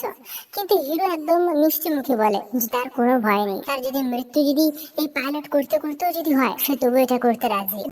এবং ফাইনালি আমরা দেখতে পারি সেই মিশনটার দিন চলে এসেছিল। হিরো এবং জিরোটু যারা কিনা তাদের ফ্র্যাঙ্কস স্ট্রেলিজের ভিতরে ঢুকে যায়, এবং এর সাথে আমরা দেখতে পাই হিরোর বাকি সমস্ত বন্ধুরা এবং অন্য প্ল্যান্টেশনের বাকি সমস্ত সিনিয়র স্টুডেন্টরা যারা কিনা ফ্র্যাঙ্কসের ভিতরে ঢুকে রেডি হয়ে যায় এই ফাইটিং এর মিশনে যাওয়ার জন্য। এবং সিনিয়র স্টুডেন্টদের ফাইট গুলোকে দেখে আমরা বুঝতে পারছিলাম তারা অনেকটা এক্সপিরিয়েন্স ছিল এই ফাইটের জন্য, এবং তারা কম্বিনেশন অ্যাটাক করে খুবই ইজিলি এক একটা ক্লাক্সেসরকে হারিয়ে দিচ্ছিল। এবং আমরা দেখতে পারি হিরোর বাকি সমস্ত বন্ধুরা তারা কোনো অংশ কম যাচ্ছিল না, তারা তাদের শক্তির প্রদর্শন বেশ ভালোভাবেই দেখাচ্ছিল। কিন্তু এদিকে আমরা দেখতে পাই জিরোটু আর হিরো এদের দুজনকে এখন স্ট্যান্ড বাই মোডে রাখা হয়েছে। যখন তাদের বন্ধুদের অবস্থা খুবই খারাপ হয়ে যাবে, যখন স্ট্রেলিজার হেল্প না লাগলেই নয়, তখন হচ্ছে তাকে পাঠানো হবে সে ফাইটের জন্য। এবং যখন আমরা দেখতে পারি হিরোর সমস্ত বন্ধু এবং সিনিয়র স্টুডেন্টদের অনেকটি অবস্থা খারাপ হয়ে যাচ্ছিল, তখন স্ট্রেলিজা যেখানে প্রচন্ড পরিমাণে ফাস্ট মুভমেন্ট স্পিড করে এসে একটা ঝটকায় অনেকগুলো ক্লাক্সেসরকে সে ফাটাফাট শেষ করতে থাকে। সবাই স্ট্রেলিজার পাওয়ারটাকে দেখে একদম অবাক হয়ে যাচ্ছিল, কারণ তার সামনে কেউ যেন দেখতে পাচ্ছিল না। এরকম ভাবে বেশ কিছুক্ষণ ফাইট চলছিল, কিন্তু তখনই আমরা দেখতে পারি স্ট্রেলিজা ভালো করে নড়াচড়া করতে পারছিল না, কারণ জিরোটি বেশ ভালোভাবে দেখতে পাচ্ছিল আমাদের হিরোর অবস্থাটা অনেকটি পরিমাণে খারাপ হয়ে যাচ্ছে, তার শরীরের অসুখটা আরো অনেকটি পরিমাণে বেড়ে গেছিল। কিন্তু তবুও আমরা দেখতে পারি হিরো যে কিনা এখনো হার মানে না, সে আরো বেশি পরিমাণে পাওয়ারকে বাড়াতে থাকে। ঠিক তখনই আমরা দেখতে পারি ক্লাক্সেসরের একটা বিশাল বড় কিউব বেরিয়ে আসে, যেটাকে কিনা সমস্ত সিনিয়ররা তাকে চারিদিক থেকে চাকরি চিপে ফাটানোর চেষ্টা করতে চাই, চাইলেও সেটাকে তারা ফাটাতে পারে না, বরং সেই কিউবটাই কিছুক্ষণের মধ্যে একটা ট্রান্সফর্মে একটা বিশাল বড় ক্ল্যাক্সিসর মনস্টারে পরিবর্তন হয়ে যায়, যার সামনে আমরা দেখতে পারি কোনো সিনিয়র স্টুডেন্টরাই টিকতে পারছিল না। এবং সেই মনস্টারটা যেই তাকে একটা ঝটকায় মারতে আসছিল, কি ঠিক এমন সময় আমরা দেখতে পারি হিরোর বাকি সমস্ত বন্ধুরা যারা কিনা সেই সমস্ত সিনিয়র স্টুডেন্টদেরকে বাঁচিয়ে নেয়। কিন্তু এর সাথে তারা এটাও চিন্তার মধ্যে পড়ে যায় যে এত বড় ক্ল্যাক্সিসরকে তারা হারাবে এটা কি করে। অন্যদিকে আমরা দেখতে পারি হিরোর দম বন্ধ হয়ে আসছিল, নিঃশ্বাস ঠিকঠাক মতো নিতে পারছিল না, কারণ তার অবস্থাটা আগের থেকে আরো বেশি খারাপ হয়ে গেছিল। তখন আমরা দেখতে পারি ইচিগো যেখানে একটা প্ল্যানিং তৈরি করে, সে বলে তারা সবাই মিলে চামড়াটাকে কেটে কেটে অনেকটা পাতলা করে দেবেন এবং ভেতরের দিকে কোটটাকে যেই বার করে আনতে যাবে ঠিক সেই লাস্ট মুহূর্তে যেন সিলেজিয়া তার ফাইনাল অ্যাটাকটা করে ওই মনস্টারের কোর পয়েন্টটাকে ফাটিয়ে ওকে যেন মেরে ফেলে রেখে দেয়। যেমনি বলে তেমনি কাজ। হিরোর বাকি সমস্ত বন্ধুরা যেখানে তার চামড়াটাকে কাটতে কাটতে ভেতরের দিকে আরো বেশি গভীর ডিপ করতে লেগে যায় এবং হিরোকে আমরা দেখতে পারি যার একদম কোনো রকমের এনার্জি নেই, সে তবু তার পুরো শেষ দমটা লাগিয়ে দিয়ে তার উপরে মারে একটা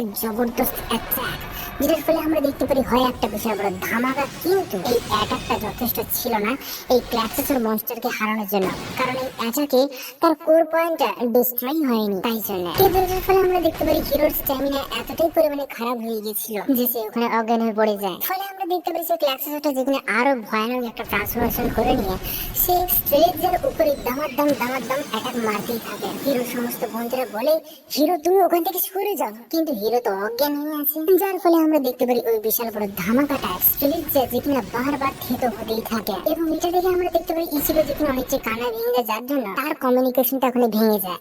কিন্তু গরু তাকে বলে যে তুমি নিজেকে সংযত করো, নিজের মাইন্ডটাকে কন্ট্রোলের মধ্যে রাখো, কারণ এটাই আমাদেরকে এই ফ্র্যাঙ্কসটাকে চালাতে সাহায্য করবে। যদি এখন আমরা এই ফ্র্যাঙ্কসটাকে না চালাই তাহলে আমরা হিরোকে বাঁচাবো কি করে। এদিকে আমরা দেখতে পারি হিরোর যখন জ্ঞানটা ফিরে আসে সে তখন দেখতে পাচ্ছিল যে জিরো টু যেখানে একাই কোনো রকম ভাবে সেই স্টেজকে পাইলট করছিল, কিন্তু সে একা পুরোপুরি তার ফুল পাওয়ারটাকে পটেনশিয়ালটাকে বার করতে পারছিল না, যার জন্য সে ক্ল্যাক্সিসরের জবরদস্ত অ্যাটাক সে বারবার নিজের উপরে খাচ্ছিল এবং তার অবস্থাটা আরো পরপর বিগড়ে যাচ্ছিল। কিন্তু হিরো জানতে যে তার শরীরে এতটা শক্তি নেই যে সে জিরো টুকে সাহায্য করতে পারে, কিন্তু সে জিরো টুর এইরকম চরম অবস্থা এবং তার অত্যন্ত চেষ্টা এইসব জিনিসকে দেখে স্যার নিজেকে আটকে ধরে রাখতে পারে না এবং তার ভেতরে আবার পাইলটিং করার একটা বিশাল বড় আবেগ চেষ্টা যেন অনেকটাই পরিমাণে বেড়ে গেছিল।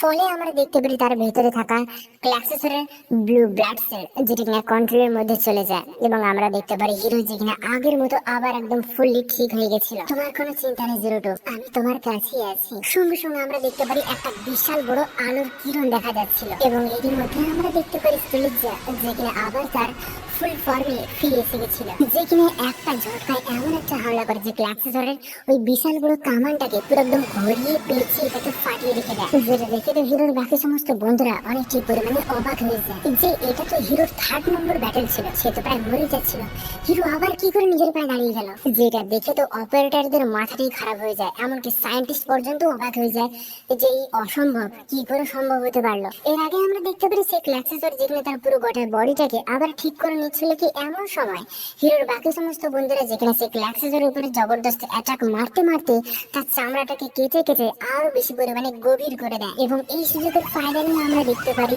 সিলেজিয়া যেখানে এমন একটা জবরদস্ত অ্যাটাক মারে ওই গভীর ক্ষত জায়গার ভেতরে, যেখানে সে একটা ঝটকাতে তার কোর পয়েন্টটাকে ফাটিয়ে রেখে দেয় এবং এর সাথে সে ক্ল্যাক্সিসরটা ওখানে ব্লাস্ট হয়ে যায়, যেটা দেখে অন্য প্ল্যান্টেশনের সিনিয়র স্টুডেন্টরা অনেকটাই পরিমাণে অবাক হয়ে যায় যে এমনও কোনো ছেলে আছে যে কিনা জিরো টুকে কন্ট্রোল করতে পারে আর সিলেজিয়াকে চালাতে পারে, যে কিনা 3বার রাইড করার পরেও বেঁচে থাকতে পারে। এবং এটাতে আমরা দেখতে পারি হিরোর সমস্ত বন্ধুরা এবং সিনিয়র স্টুডেন্টরা যারা কিনা অনেকটাই খুশি হয়ে যায় এবং নিজেদের মধ্যে কিছু কথাবার্তা বলে বন্ধুত্ব তৈরি করে ফেলে। এরপরে আমরা দেখতে পারি তাদেরকে সবাইকে একটা ভেকেশনে পাঠিয়ে দেওয়া হয়, যে ভেকেশনে তারা বিচের ধারে খুবই বেশ ভালোভাবে মজা মস্তি করছিল। তখন তারা জঙ্গলের দিকে একটা জায়গায় হেঁটে হেঁটে যেতে থাকে এবং সেখানে গিয়ে দেখে একটা বিশাল বড় প্রাচীন শহর, যেখানে কিনা আগে মানুষের সিভিলাইজেশন বসবাস করত, কিন্তু এখন সেখানে আর কোনো রকমের মানুষ থাকে না এবং কেন যে এখান থেকে চলে গেছে মানুষেরা সেটাই তারা ভেবে খুঁজে পায় না। এইভাবে আমরা দেখতে পারি দিন থেকে রাত রাত হয়ে যায় এবং তারা বিচের চারধারে বসে বনফায়ার জ্বালিয়ে কিছু পার্টি করছিল, রাতের বেলা কিছু খাবার দাবার খেয়ে। এরপরে আমরা দেখতে পারি অনেকদিন কেটে যায় এবং শীতের দিন চলে এসেছিল, যেখানে কিনা অনেকটা স্নোফল হচ্ছিল এবং হিরোর দুটি অপারেটর যারা কিনা এটাই বলতে থাকে এই সমস্ত বাচ্চা ছেলে মেয়েদেরকে এবং জিরোটুকে তাদেরকে একটা টেস্ট দেওয়া হবে এবং তাদেরকে এক্সপেরিমেন্ট করে দেখা হবে যে তাদের অ্যাবিলিটি এবং তাদের মাইন্ড কনসেন্ট্রেশন কতটা ডেভেলপ এবং আপগ্রেড হয়েছে। এর সাথে আমরা দেখতে পারি অন্য প্ল্যান্টেশন থেকে আরো কিছু ছেলে মেয়েদেরকে ওখানে ডেকে আনা পাঠা হয় এবং এরা ছিল সবাই ক্লোন, যাদেরকে কিনা জিরো টুর ডিএনএ থেকে বানানো হয়েছিল এবং এরা তাদের মধ্যে একটা খানিকটা মনস্টার টাইপের বলতে পারো, মানে কিছুটা মানুষ কিছুটা মনস্টার আর কি। এবং প্রথম দিনই আমরা দেখতে পারি এই দুটো গ্রুপের মধ্যে তেমন কোন একটা ভালো তালমিল দেখাই যাচ্ছিল না এবং সেখানকার সমস্ত ল্যাব রিসার্চ গুলোকে দেখার জন্য আমরা দেখতে পারি হিরো এবং তার সমস্ত বন্ধুরা যারা কিনা ওই জায়গাতেই পাইকারি মারছিল এবং সমস্ত বাচ্চাদেরকে একটা জায়গার মধ্যে চুপচাপ বসে থাকতে দেখেন, যারা কিনা নিজেদের মধ্যে চুপচাপ বসেছিল, কোনো রকমের কথাবার্তা বলছিল না, যাদেরকে দেখে তাদের নিজেদের বাচ্চাবেলার কথাগুলো মনে পড়ে যায়, কারণ বাচ্চাবেলায় তারাও ঠিক এই প্রসেসের মধ্যে দিয়ে এসেছিল এবং তারাও একসময় এরকমই জীবনযাপন গুলোকে কাটিয়েছিল। এবং ম্যাগমা এনার্জি থেকে তৈরি করা হোয়াইট ব্লাড সেলস যেগুলো কিনা ইঞ্জেকশনের মাধ্যমে এই সমস্ত বাচ্চাদের ভেতরে ট্রান্সফার করা হয়, যাতে তাদের শরীরটা অনেকটা ম্যাচিউর এবং পাওয়ারফুল হয়ে ওঠে এবং ভবিষ্যতে তারা ফ্র্যাঙ্কসকে চালনা করতে পারে এবং যেগুলো কিনা তাদেরকে ক্লাক্সের বিরুদ্ধে ফাইট করতে সাহায্য করবে। এবং আমাদের জিরো টু যে কিনা এটা লক্ষ্য করতে থাকে যে তার সিং এবং তার দাঁত দুটোই আগের থেকে অনেকটা বেড়ে যাচ্ছে এবং সে স্পষ্ট বুঝতে পারছিল যে সে হিউম্যান ফর্ম থেকে আবার ধীরে ধীরে সে মনস্টারে পরিবর্তন হয়ে যাচ্ছে, যেটা কিনা সে হিরোকে বুঝিয়ে দিতে চাইছিল না। কিন্তু হিরো বুঝতে পারছিল যে জিরোটার মনে কিছু না কিছু একটা চলছে, সে যেন অনেকটাই আনমনা হয়ে থাকে এবং এইভাবে আমরা দেখতে পারি তারা এরই প্রতারি ভাবে কোন রকম ভাবে সমস্ত ক্লাক্সের মনস্টারকে মেরে যাচ্ছিল। হিরো তাকে বলে যে তুমি এত তাড়াহুড়ো কেন করছো, কিন্তু জিরোকে একটাই কথা বলে যত তাড়াতাড়ি সম্ভব সে একটা মানুষ হতে চায় এবং একটা ফাঁকা টাইম দেখে হিরো যেখানে জিরোটাকে এটা জিজ্ঞেস করতে চায় যে তুমি এত তাড়াহুড়ো কেন করছো, তখন জিরোটো বলে যে তার হাতে বেশি টাইম নেই, যত তাড়াতাড়ি সম্ভব এই সমস্ত ক্লাক্সের মনস্টারগুলোকে মেরে তাকে একটা হিউম্যানে ট্রান্সফর্ম হতে হবে। কিন্তু হিরো তাকে এটাই বলে সে যেরকমই আছে তার জন্য ওটাই যথেষ্ট, তাকে ভালোবাসার জন্য তাকে মানুষ হওয়ার কোনো দরকার নেই। কিন্তু তবুও আমরা দেখতে পারি জিরোটি যেখানে এই সমস্ত কথাবার্তাগুলোকে মানে না, সে মিশনে উল্টো পাল্টা ভাবে এলো পাতাড়ি ভাবে ফাইটিং করতেই থাকে। হিরো তাকে আটকাতে চাইলে তখনই আমরা দেখতে পারি জিরোটির মাথায় উঠে যায় এতটাই পরিমাণে রাগ যে কিনা সে হিরোর গলাটাকে চিপে ধরে রাখতে শুরু করে দেয়। ঠিক তখনই আমরা দেখতে পারি হিরোর যার কিনা পুরনো কথা কিছু মনে পড়ে যায়, শুধু তারই কিছু স্মৃতি কথা মনে পড়ে না, এর সাথে আমরা দেখতে পারি জিরোটুরও কিছু স্মৃতি কথা মনে পড়ে যায়। জিরোটু এটা মনে করতে থাকে সে যখন ছোটবেলায় ছিল সে একটা পিওর ডিমন ছিল এবং তাকে দেখাশোনা করার জন্য কোনো একজন মানুষ খাবার টাবার দিতে আসতো, কিন্তু একদিন তার জন্য একটা বেশ ভালো একটা বই এনে পাঠায়, যে বইয়ের ভিতরে অনেক রকম কালারিং এবং ছবি কিছু আঁকা ছিল। প্রথমবার সে খাবার স্বাদ ছাড়া অন্য কিছু জিনিসকে এক্সপিরিয়েন্স করেছিল, কিন্তু এটার পরে যে বইটা থেকে দিয়েছিল তাকে আর সে কোনোদিনও দেখতে পায়নি, কিন্তু তার পরিবর্তে সে বইটাকে সে নিজের কাছে আগলে রেখেছিল সারা জীবন ধরে। অন্যদিকে আমাদের হিরো যে কিনা এটা মনে করতে থাকে সে বাচ্চা বেলা ছিল খুবই স্পেশাল একটা বাচ্চা, তার ডিজিট নাম্বার ছিল দুটো 016 এবং তার মতো ট্যালেন্টেড বাচ্চা আর খুবই কমই ছিল বলতে গেলে, এবং তাকে অনেকটা স্পেশাল ট্রিটমেন্ট দেওয়া হচ্ছিল। এবং যেখানে সমস্ত বাচ্চারা যারা কিনা একদম নির্জীব একদম বেজান হয়ে পড়েছিল, সেইখানে আমরা দেখতে পারি আমাদের হিরো যেখানে সবাইকে একটা একটা করে নাম দেয় এবং সবার সাথে একটা বেশ ভালো বন্ধুত্ব তৈরি করে হেসে খেলে একদম লাইফটাকে জবরদস্ত লেভেলের চালিয়ে নিয়ে যাচ্ছিল। সমস্ত ছেলেমেয়েরা হিরোকেই একটা তাদের লিডার বলে মেনে নিয়েছিল। তখন হিরো একদিন অন্য রাস্তা দিয়ে যাচ্ছিল কি তখনই সে দেখতে পায় যে জিরোটুকে টেনে টেনে কেউ একজন কোথাও নিয়ে যাচ্ছিল এবং ডক্টর সায়েন্টিস্ট যখন তার বডিটাকে এক্সপেরিমেন্ট করার জন্য তার দেহে অনেকগুলো আঁচড় কাটতে থাকে এবং দেখতে দেখতে তার আঁচড়গুলো আবার রিজেনারেট হয়ে যাচ্ছিল অটোমেটিক, সেটা দেখেই ডক্টর অনেকটাই খুশি হয়ে যায়। কিন্তু এই এক্সপেরিমেন্টের ছিল অনেকটা ভয়ানক এবং অনেকটাই ব্যথা ভরা, যেটাকে দেখে আমাদের হিরো অনেকটাই পরিমাণে ব্যথা পাচ্ছিল এবং সে বলছিল এই এক্সপেরিমেন্টটা করা উচিত নয়, ওকে ছেড়ে দিতে বলো, কিন্তু তার কথা কেউ শোনে না, তাকে টেনে নিয়ে তার ঘরের দিকে নিয়ে চলে যাওয়া হয়। সেই দিন থেকে হিরো যে কিনা বারবার এটা কোয়েশ্চেন করতে থাকে যে তারা কেন এখানে আছে, তাদেরকে কেন এই সমস্ত এক্সপেরিমেন্ট করতে হচ্ছে, তাদের বাঁচার উদ্দেশ্য কি, এরকম হাজার প্রশ্ন করতে করতে সে ফাইনালি এটা ডিসাইড করে নেয় সে ওই ডিমেন বাচ্চাটাকে বাঁচাবে। সে তখন অনেক কষ্ট করে সে গাছের উপরে চলে বসেন এবং জিরোটু যখন তাকে দেখে দিচ্ছে একটা গাছের উপরে উঠে আছে এবং ততক্ষণে আমরা দেখতে পারি হিরো যে কিনা একটা বিশাল বড় ভারী জিনিস নিয়ে সে কাঁচটাকে ভেঙে রেখে দেয় এবং সে নিজের হাত দিয়ে তাকে ডাকতে থাকে। এবং জিরোটু একটা জিনিস দেখে খুবই অবাক হয়ে যায়, কারণ হিরোর চোখে তখন জল ছিল, যে চোখের জলে আমরা দেখতে পারি জিরোটু যে কিনা আর কিছু বলতে পারে না, কোনো রাগ হিংসা দেখাতে পারে না। সে তখন তার হাতটাকে ধরে নিয়ে তারা দুজনেই অন্য একটা জায়গায় যেতে থাকে, এমন এক জায়গায় যেতে থাকে তারা নিজেরও জানে না কোথায় যেতে থাকে। তারা শুধু এটাই চাইছিল এরকম রিসার্চ ল্যাবের কাছ থেকে যত দূরে পারুক দূরে চলে যেতে। এরকম ব্যথা কষ্ট তারা আর সহ্য করতে চায় না। এবং এইভাবে আমরা দেখতে পারি জিরোটু আর হিরো তারা দুজনে একটা বেশ ভালো বন্ধু হয়ে যায়। এবং একটা জায়গায় আমরা দেখতে পারি জিরোটু যেখানে পড়ে গিয়ে তার পাটা একটু কেটে যায়, এবং সেই জায়গায় আমরা দেখতে পারি হিরো যে কিনা তার ব্লাডটাকে চেটে নেয়, কারণ সে কোথাও এটা শুনেছিল যে কাটা জায়গায় যদি ব্লাডটাকে চেটে নেওয়া যায় তাহলে ব্লাড পড়াটা বা ব্লাড বেরিয়ে যাওয়াটা ওটা বন্ধ হয়ে যাবে। এবং এইভাবে আমরা জানতে পারি জিরোটুর ব্লাড সেলসটা যেটা কিনা আমাদের হিরোর ভিতরে ট্রান্সফার হয়ে গেছিল।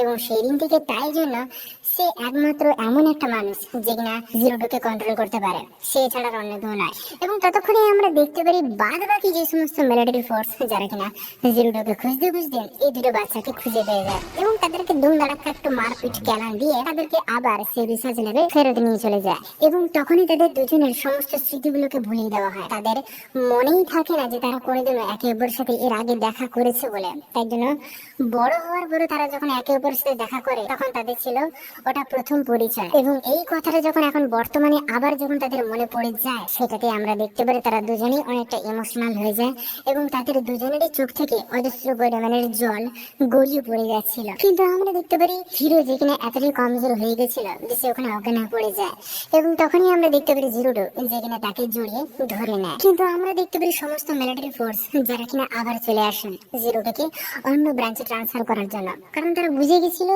যে জিরোটু যদি হিরোর কাছে থাকে তাহলে হিরো মরে যাবে। তাই জন্য তাকে জবরদস্তি ওখান থেকে আবার নিয়ে চলে যাওয়া হয়, এবং হিরো দাঁড়িয়ে থাকা ছাড়া আর কিছু করতেই পারে না। অন্যদিকে আমরা দেখতে পারি ক্লাক্সেসরের একটা বিশাল বড় গ্রুপ যারা কিনা আবার হামলা করতে চলে এলে তখন হিরোর বাকি সমস্ত বন্ধুরা এবং অনেক সিনিয়র স্টুডেন্টরা যারা কিনা সেই সমস্ত ক্লাক্সেসরের বিরুদ্ধে ফাইট করার জন্য এগিয়ে যায়। শুধুমাত্র হিরো যে কিনা মেন ব্রাঞ্চে থেকে যায়, কারণ তার কাছে না ছিল জিরোটু না ছিল স্ট্রেট জিয়া। এবারে আমরা দেখতে পারি জিরোটু ডিএনএ থেকে বানানো যে আর বাদ বাকি অর্ধেক হিউম্যান এবং অর্ধেক ক্লাক্সেসর মনস্টার মানে যে সমস্ত প্যারাসাইটরা যারা ছিল তারা হচ্ছে সবাই মিলে এই যুদ্ধের মধ্যে ছিল এবং সমস্ত ক্লাক্সেসরকে মেরে মেরে শেষ করে দিয়েছিল। ঠিক এমন সময় আমরা দেখতে পারি তাদের মধ্যে আরো একটা বিশাল বড় ক্লাক্সেসর যেখানে আবার বেরিয়ে আসেন, এবং এই ক্লাক্সেসরটা এতটাই বড় ছিল যেখানে একটা বিশাল বড় প্ল্যান্টেশনের থেকেও বড় ছিল, যেন মনে হচ্ছিল একটা বিশাল বড় পাহাড় হেঁটে হেঁটে যাচ্ছিল, যার সামনে আসে যে কোনো প্ল্যান্টেশনকে সে একটা ঝটকা ভেঙে দিচ্ছিল। এবং তার নেক্সট টার্গেট যে প্ল্যান্টেশনটা ছিল সেটা শুধুমাত্র হিরো যেখানটাতে আছেন সেই প্ল্যান্টেশনটা, যাকে আটকানোর জন্য আমরা দেখতে পারি বড় বড় হায়ার অথরিটিরা যারা কিনা সিনিয়র স্টুডেন্টদেরকে এটা আদেশ দিয়ে দেয় তারা যেন নিজেদের জীবনটাকে স্যাক্রিফাইস করে বোম ব্লাস্ট করে ওই বড় ক্লাক্সেসরকে যেন আটকায়। এবং সঙ্গে সঙ্গে আমরা দেখতে পারি সমস্ত সিনিয়র স্টুডেন্ট যারা কিনা নিজেদের জীবনটাকে বলিদান দিয়ে একটা বিশাল বড় ব্লাস্ট করে সে মনস্টারটাকে ওখানে আটকে দিলেও কি হবে, তবুও সেই প্ল্যান্টেশনের মাথাটা একটু ফেটে যায়, যার ফাঁক থেকে আমরা দেখতে পারি অজস্র পরিমাণের ক্লাক্সেসর যারা কিনা ভেতরের দিকে চলে আসে। এবং জিরোটুকে আমরা দেখতে পারি যেখানে একা স্ট্রেট জিয়াকে পাইলট করছিল, কিন্তু একা পাইলট করার জন্য সে তার ফুল পটেনশিয়ালটাকে ইউজ করতে পারছিল না, এবং তাছাড়া সে হয়ে যাচ্ছিল আউট অফ কন্ট্রোল। সে তখন তাড়াতাড়ি হিরোকে বাঁচানোর জন্য তার ভেতরে ঢুকে যায়, যাদেরকে আটকাতে আটকাতে আমরা দেখতে পারি হিরোর বাকি সমস্ত বন্ধুদের অবস্থা একদম নাজেহাল হয়ে যাচ্ছিল। তখন তাদের সমস্ত বন্ধুরা একটা জিনিস দেখে খুবই অবাক হয়ে যায়, একটা ছোট্ট ড্রোন যেখানে তাদের পায়ের ফাঁক ফাঁক দিয়ে ওই জায়গায় যাচ্ছিল, এবং তাদের বুঝতে বাকি রইল না এই ড্রোনটাকে যে চালাচ্ছিল সেটা ছিল আমাদের হিরো। এবং সেটা কিছুক্ষণের মধ্যে আমরা দেখতে পারি একটা ধামাকার জন্য ওখানে ফেটে যায়, এবং সেখান থেকে আমরা দেখতে পারি জখমি হিরো যেখানে কোনো রকম ল্যাংড়াতে খরাতে বেরিয়ে আসে। তখনই আমরা দেখতে পারি ইচিগো যে কিনা হিরোকে ধরে নিয়ে গিয়ে স্টেলিজার কাছে চলে যায়, এবং তখনই সে দরজাটাকে খুলে ভেতরের দিকে চলে যায়, এবং হিরো ভেতরে এসে দেখে যে জিরোটু একদম আউট অফ কন্ট্রোল হয়ে গেছে, তার জীবনটা শেষ হতে আর বেশি বাকি ছিল না। এবং সে তখনই জিরোটুর শিঙের উপরে মাথাটাকে রেখে তার ফিলিংস গুলো তার দুঃখ কষ্টগুলো সমস্ত কিছু বোঝার চেষ্টা করে, এবং ছোটবেলার তাদের সমস্ত কাটানো মুহূর্তের কথাগুলো সে মনে করতে থাকে। আমি এবারে বুঝতে পারলাম জিরোটু, তুমি কেন আমাকে ডার্লিং বলেছিলে, তুমি এতদিন এত কষ্ট একাই নিজের বুকের উপরে চেপে রেখেছিলে, তোমার আর কোনো চিন্তা নেই, আমি এখন তোমার কাছে চলে এসেছি জিরোটু। এর ফলে আমরা দেখতে পারি জিরোটুর শিংটা ওখানে ভেঙে যায়, এর সাথে আমরা দেখতে পারি জিরোটু যেখানে আবার নিজের কন্ট্রোলের মধ্যে চলে আসে, এবং তখনই তারা দুজনে একে অপরকে জড়িয়ে ধরে কান্নাকাটি করতে থাকেন, এবং পুরোনো বাচ্চাবেলার স্মৃতি এবং ভালোবাসার মুহূর্তগুলোকে আবার ফিল করতে থাকে। এবং সঙ্গে সঙ্গে আমরা দেখতে পারি তারা সিলেটকে পাইলট করার জন্য আবার রেডি হয়ে যায় এবং তাদের কম্বিনেশনে আমরা দেখতে পাই সিলেট যে কিনা আবার একটা পাওয়ারফুল ট্রান্সফরমেশনকে তৈরি করে নেয় এবং তারা জবরদস্ত লেভেলের এমন একটা হামলা করে যে আমরা দেখতে পারি যে সেই ক্লাক্সেসরের অবস্থাটা তারা অনেকটা পরিমাণে খারাপ করে দিচ্ছিল। সুযোগ দেখে আমরা দেখতে পারি বাকি সমস্ত প্যারাসাইট পাইলটরা যারা কিনা তারাও এই সুযোগে হাতে হাত মিলিয়ে দেয়, তারাও ঘায়ে ঘা দিতেই থাকে। ফলে আমরা দেখতে পারি এমন একটা বিশাল বড় ধামাকা যে আমরা দেখতে পারি সিলেট যেখানে একটা ঘায়ের কোর পয়েন্ট সমেত সেই বড় পাহাড়ের মতো দেখতে ক্লাক্সেসের মনস্টারটাকে ফাটিয়ে রেখে দেয়। এবং এই সমস্ত জিনিসগুলোকে মনিটর করছিল বড় বড় হাই অথরিটি কমান্ডিং অফিসাররা, যারা কিনা 02 এবং ভিরোর পাওয়ারটাকে দেখে অনেকটাই পরিমাণে অবাক হয়ে যায়। তো গতবারের ফাইটে আমরা দেখেছিলাম যে তাদের প্ল্যান্টেশন পুরোপুরি ভেঙে উড়ে চলে গিয়েছিল, তাই জন্য তাদেরকে একটা নতুন প্ল্যান্টেশনে শিফট করে দেওয়া হয় এবং তাদেরকে কিছুদিনের জন্য জাস্ট ওখানে গা ঢাকা দিয়ে রাখার জন্য বলা হয়। বাচ্চারাও ঠিক ওইরকম ভাবেই করছিল, কিন্তু তাদের কাছে একটা চ্যালেঞ্জ ছিল। ছোটবেলা থেকে যে কেয়ারটেকার তাদের জামা কাপড় ধুয়ে দিত, এমনকি রান্না বান্না পর্যন্ত করে দিত, ঘর দর পরিষ্কার রাখতো, সেরকম কোনো কাজের মানুষ এখানে আর আসছে না। তাই জন্য এই সমস্ত যাবতীয় সাংসারিক যা কাজগুলো আছে এই সমস্ত ছেলে মেয়েরা নিজেরাই মিলে করে ফেলে। এরকম ভাবে অনেকদিন যায়, কিন্তু তারা এটাই ভাবে যে তাদের হেডকোয়ার্টার্স তাদের কি ভুলে গেল নাকি, কারণ খাবার যতটা ছিল সেটা প্রায় শেষের মুখে। নেক্সট টাইম তারা খাবে কি, কারণ হায়ার অথরিটির কোনো যোগাযোগের কোনো অস্তিত্বই দেখা যাচ্ছে না। তখন আমরা দেখতে পারি এরা নিজেদের মধ্যে অনেক রকম কথাবার্তা বলে ফাইনালি কিছু মাছ ধরা শিখে ফেলেন এবং সেটাকে পুড়িয়ে খাওয়াও শিখে ফেলে। কিন্তু এইটুকুনি যথেষ্ট ছিল না ভবিষ্যতে টিকে থাকার জন্য। তাদেরকে এখনো সেই আশা করে থাকতে হয় সেই হায়ার অথরিটি কমান্ডিং অফিসারদের একটা সিগন্যাল পাওয়ার জন্য। একই সাথে আমরা অন্য একটা মেয়েকে দেখতে পারি যার নাম ছিল কোকোনে, এবং সে মিৎসুকে একটু লাইক করতো, কিন্তু তার সাথে কিরকম করে কি করলে এবং কোন জিনিসটা ঠিক করলেই যে বাচ্চাটা হবে এরকম তাদেরকে কিছু শেখানো হয়নি। কিন্তু কোকোনের কাছে এমন একটা বই ছিল, সেই বইয়ের ভেতরে মানে বাচ্চাকে কিভাবে তৈরি করা হয় সে সমস্ত জিনিস লেখা ছিল, আর কোকোনে ঠিক সেগুলোকে পড়ে নিয়েছিল এবং যার কারণে সে অনেক রকম গুপ্ত জ্ঞান জেনে গিয়েছিল। এবং তাদের মধ্যে একটা জিনিস সে যখন মিৎসুরের সাথে করতে যাচ্ছিল তখন মিৎসুরি এটাতে অনেকটাই পরিমাণে ভয় পেয়ে যায়, এবং এর সাথে এই জিনিসটা অন্য একটা ছেলেও দেখে নেয় এবং বাদ বাকি ছেলেদেরকে সেই সমস্ত কথাগুলো বলে দেয়। তখন কোকোনে যেখানে একদম বুক ফুলিয়ে সবাইকে এটাই বলতে থাকে যে সে একটা বাচ্চা তৈরি করতে চায়। সবাই এটা শুনে অবাক, বাচ্চা তৈরি মানে এরকম পদ্ধতি তো অনেকদিন আগেই এটা বন্ধ হয়ে গেছে, তাহলে কোকোনে এটা জানলো বা কোথা থেকে, আর সেটা কেন বা করতে চাইছে। তখন কোকোনে সবাইকে বুঝিয়ে বলে যে এটাই হচ্ছে আমাদের অস্তিত্ব এবং আমরাও ঠিক একই প্রসেসের মাধ্যমে এসেছি, আমাদেরকে কোনো ল্যাবে তৈরি করা হয়নি। তো আমিও চাইছি আমার ভবিষ্যতের জন্য আমি যেন কিছু ফেলে রেখে যাই। বলা বাহুল্য আমরা দেখতে পাচ্ছি এখানে সমস্ত ছেলেরাই একদম চুপচাপ, তাদের কিছু বলার নেই, কারণ কথাটা যতটা যুক্তিযুক্ত ছিল ততটা ভয়াবহ ছিল। এদিকে আমরা দেখতে পারি কিছু হায়ার অথরিটি যারা কিনা আন্ডারগ্রাউন্ড ওয়ার্ল্ডে চলে আসেন এবং সেখানে এসে ক্লাক্সেসর প্রিন্সেসের কাছে এসে তাকে বলতে থাকেন সে যেন আত্মসমর্পণ করে দেয়।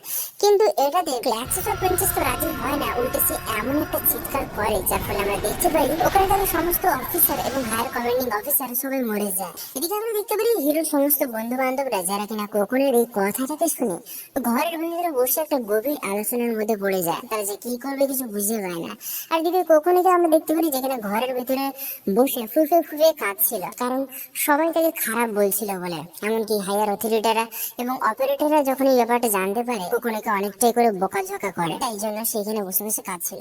তখন মিৎসুরি তার কাছে এসে তাকে বলে যে তুমি কেঁদো না, তুমি যেটা বলছো সেটা অতটা ভুল নয়, হয়তো আমরা এটা প্রথমে শুনছি বলে জানতে পারলাম বলে আমাদের একটু অদ্ভুত লাগছে। তখন সে তাকে কমফোর্ট দিতে দিতে সে তার সাথে সেটা করেই ফেলে, কারণ মিৎসুরো হচ্ছে কোকোনেকে অনেকটাই ভালোবাসত। এবারে ভালোবাসার পরের স্টেপে যে কি হয় সেটা সে জানতো না, তাই জন্য কোকোনের উপরে ভরসা করেই সে সমস্ত বাকি কাজটা করে ফেলে। এরপর দিন সকালে আমরা দেখতে পারি এরা দুজনেই যারা কিনা সমস্ত বাচ্চার সামনে এসে হাজির হয়ে যায় এবং এরা বলে যে এরা বিয়ে করতে চায়। এটা শুনে এরা সবাই অবাক, ভাই বিয়ে, এটা তো অনেক পুরনো জিনিস, এটা আবার এখন কি করতে চলেছে। তখন এরা দুজন বলে যে এরা অনেক কিছু করে ফেলেছে আর এরা একে অপরকে ভালোবাসে আর এরা বিয়ে করতে চায় এবং বাচ্চা তৈরি করতে চায়। এই সমস্ত কথাবার্তাগুলো বললে আমরা দেখতে পারি সমস্ত বন্ধুরা যারা কিনা এটাতে অনেকটাই খুশি হয়ে যায় এবং তাদের এই কথাতে রাজি হয়ে যায়। তখন সবাই তড়িঘড়ি করে এদের বিয়ের জন্য একটা সেরেমনিকে তৈরি করতে লেগে যায় এবং ফাইনালি আমরা দেখতে পারি বিয়ের দিনটাই চলে এসেছিল এবং অপারেটর যেখানে দাঁড়িয়ে দাঁড়িয়ে এদেরকে শুধু মনিটরি করছিল, কিছু করতে পারছিল না। তারপরে আমরা দেখতে পারি ওই সমস্ত বাচ্চাদেরকে এই সমস্ত বিয়ে কি করার এই প্রসেসটাকে আটকানোর জন্য একটা বিশাল বড় মিলিটারি ফোর্সকে ওই জায়গায় পাঠানো হয়, যারা কিনা জবরদস্তি ওই জায়গায় চলে আসে এবং সমস্ত বাচ্চাদেরকে টুকটাক করে খেলাতে থাকে এবং যেটা দেখে আমরা দেখতে পারি মেট্রু আর কোকোনে ওখান থেকে পালাতে থাকে। এটাতে আমরা দেখতে পারি জিরো-টু যে কিনা ওই সমস্ত ছেলে মেয়েদেরকে আটকাতে চাইলো, সেই ছেলেমেয়েরা তাদের ফাইটিং স্কিল দিয়ে জিরো-টুকে এখনো ধর্ষাই করে রেখে দেয়, কারণ হতে পারে এরা আধা হিউম্যান কিন্তু জিরো-টুর ডিএনএ থেকে এরা তৈরি হয়েছিল, তার জন্য এরাও জিরো-টুর মতো অনেকটাই পাওয়ারফুল। এদিকে আমরা দেখতে পারি বাদ বাকি মিলিটারি ফোর্স যারা কিনা কোকোনি এবং মেট্রুকে ধরে নিয়েছিল এবং তাদেরকে আলাদা আলাদা করে দিয়েছিল এবং তাদেরকে নিয়ে চলে যাওয়া হয় ব্রেন ওয়াশ করার জন্য, যাতে তারা সমস্ত কিছু ভুলে গিয়ে আবার আগের মতো পারফর্ম করতে পারে নরমালি ভাবে। কিছুদিন পরে তারা দুজন যখন আবার বেসের ভিতরে চলে আসে তখন সমস্ত বন্ধুরা দেখে একদম অবাক, আরে তোমরা কেমন আছো, ভালো আছো তো, আর তোমাদের বিয়ে হলো কি ব্যাপার, কি হয়েছে না হয়নি? তখন এরা দুজন একদম শুনে অবাক, বিয়ে সেটা আবার কি জিনিস? তখন তারা দুজনেই একে অপরকে দেখে চিনতে পারছে না, তার মানে তারা দুজনেই একে অপরের সম্পর্কে সমস্ত কিছু জিনিস ভুলে গেছে, যেটা দেখে আমরা দেখতে পারি সমস্ত বাচ্চারা একদম অবাক হয়ে যায়। এবং এই ঘটনাটার জন্য আমরা দেখতে পারি ডক্টর সায়েন্টিস্ট যে কিনা মোটেও খুশি ছিল না। এরপর আমরা ডক্টর সায়েন্টিস্টের পাস্টের কথাটাকে জানতে পারি, যখন সে ইয়ং ছিল তার ঘটনাটাকে, যে গোটা পৃথিবী যখন আগে একদম নর্মাল ছিল তখন একটা মাইনিং এর কাজ শুরু করা হয় এবং এর সাথে আমাদের ডক্টর সায়েন্টিস্ট যে কিনা ক্লোনিং কিভাবে করতে হয় সেই প্রসেসটা করা এক্সপেরিমেন্ট চালু করে দিয়েছিল এবং দেখতে দেখতে আমরা দেখতে পারি হায়ার অথরিটি যারা কিনা মাইনিং এর কাজটা পৃথিবীর সমস্ত জায়গাতে বেশ জোরে সোরেই করতে লাগিয়ে দিয়েছিল এবং মাইনিং করে তারা এমন একটা এনার্জি সোর্স পায় যেটাকে বলা হয় ম্যাগমা এনার্জি, যেটার দাম অত্যন্ত পরিমাণে কমই ছিল এবং সেটাকে ইউজ করে পৃথিবীতে অনেকটা উন্নতিও করা যাচ্ছিল, যেটার ফলে আমরা দেখতে পারি পৃথিবীতে সমস্ত দেশ যারা কিনা এই মাইনিং এর কাজে একসাথে জোট বেঁধে যায় এবং তারাও এর ফায়দাটা লোটার জন্য রেডি হয়ে যায় এবং তাদেরকে যে সাপোর্ট করছিল এই সমস্ত হায়ার অথরিটি কমান্ডিং অফিসাররা যারা কিনা রাতারাতি কোথা থেকে এলো তার কোনো ঠিক ঠিকানা ছিল না। তখন ডক্টর স্টোনকে এই সমস্ত কাজের জন্য নিযুক্ত করা হয় এবং তার সহকর্মী হিসেবে একটা মেয়েকেও নিযুক্ত করা হয়, যারা কিনা বলতে পারো একে অপরকে অনেকটা লাইকও করতে শুরু করে দিয়েছিল। এবং আমরা দেখতে পারি সায়েন্টিস্ট এবং এই মেয়েটা যারা কিনা রিসার্চ করে এটা জানতে পারে যে ম্যাগমা এনার্জি থেকে যে কোনো মানুষকে অমরত্ব দেওয়া যেতে পারে, মানে ইমর্টালিটি, যতদিন চাইবে ততদিন তারা বাঁচতে পারবে। কিন্তু এটা একটা সাইড এফেক্ট ছিল, যে বাচ্চা যেভাবে করা যায় একটা সাধারণ মানুষ যেভাবে বাচ্চা তৈরি করে ওই রকম অ্যাবিলিটি তারা হারিয়ে ফেলবে, কিন্তু তবুও আমরা দেখতে পারি মানুষেরা এই অমরত্বটাকেই বেছে নিয়েছিল। কিন্তু এটার ফলে যে সমস্ত মানুষের জন্যই যে ভালো হয়েছে সেটা বলা ভুল, শুধুমাত্র যারা ধনী পরিবারের লোক ছিল তারা এই জিনিসটাকে সাকসেসফুলি অ্যাচিভমেন্ট করতে পেরেছিল, যারা গরিব লোক ছিল তারা পালিয়ে অন্য জায়গায় শিফট হয়ে গেছিল এবং অতিরিক্ত ম্যাগমা এনার্জিকে চুষে ফেলার জন্য আমরা দেখতে পারি গোটা পৃথিবী যেটা কিনা মরুভূমিতে পরিণত হয়ে যাচ্ছিল, যার ফলে গরিব লোকেরা সার্ভাইভ না করতে পারার জন্য তারা বিলুপ্ত হয়ে মরে যায় এবং ধনী পরিবার যারা কিনা অমরত্বকে গ্রহণ করে নিয়েছিল তারা সার্ভাইভাল করার জন্য তারা মাটির নিচে একটা আলাদাই আন্ডারগ্রাউন্ড লেভেলের দুনিয়াকে বানিয়ে নিয়েছিল। এইরকম জিনিস চলছিল কি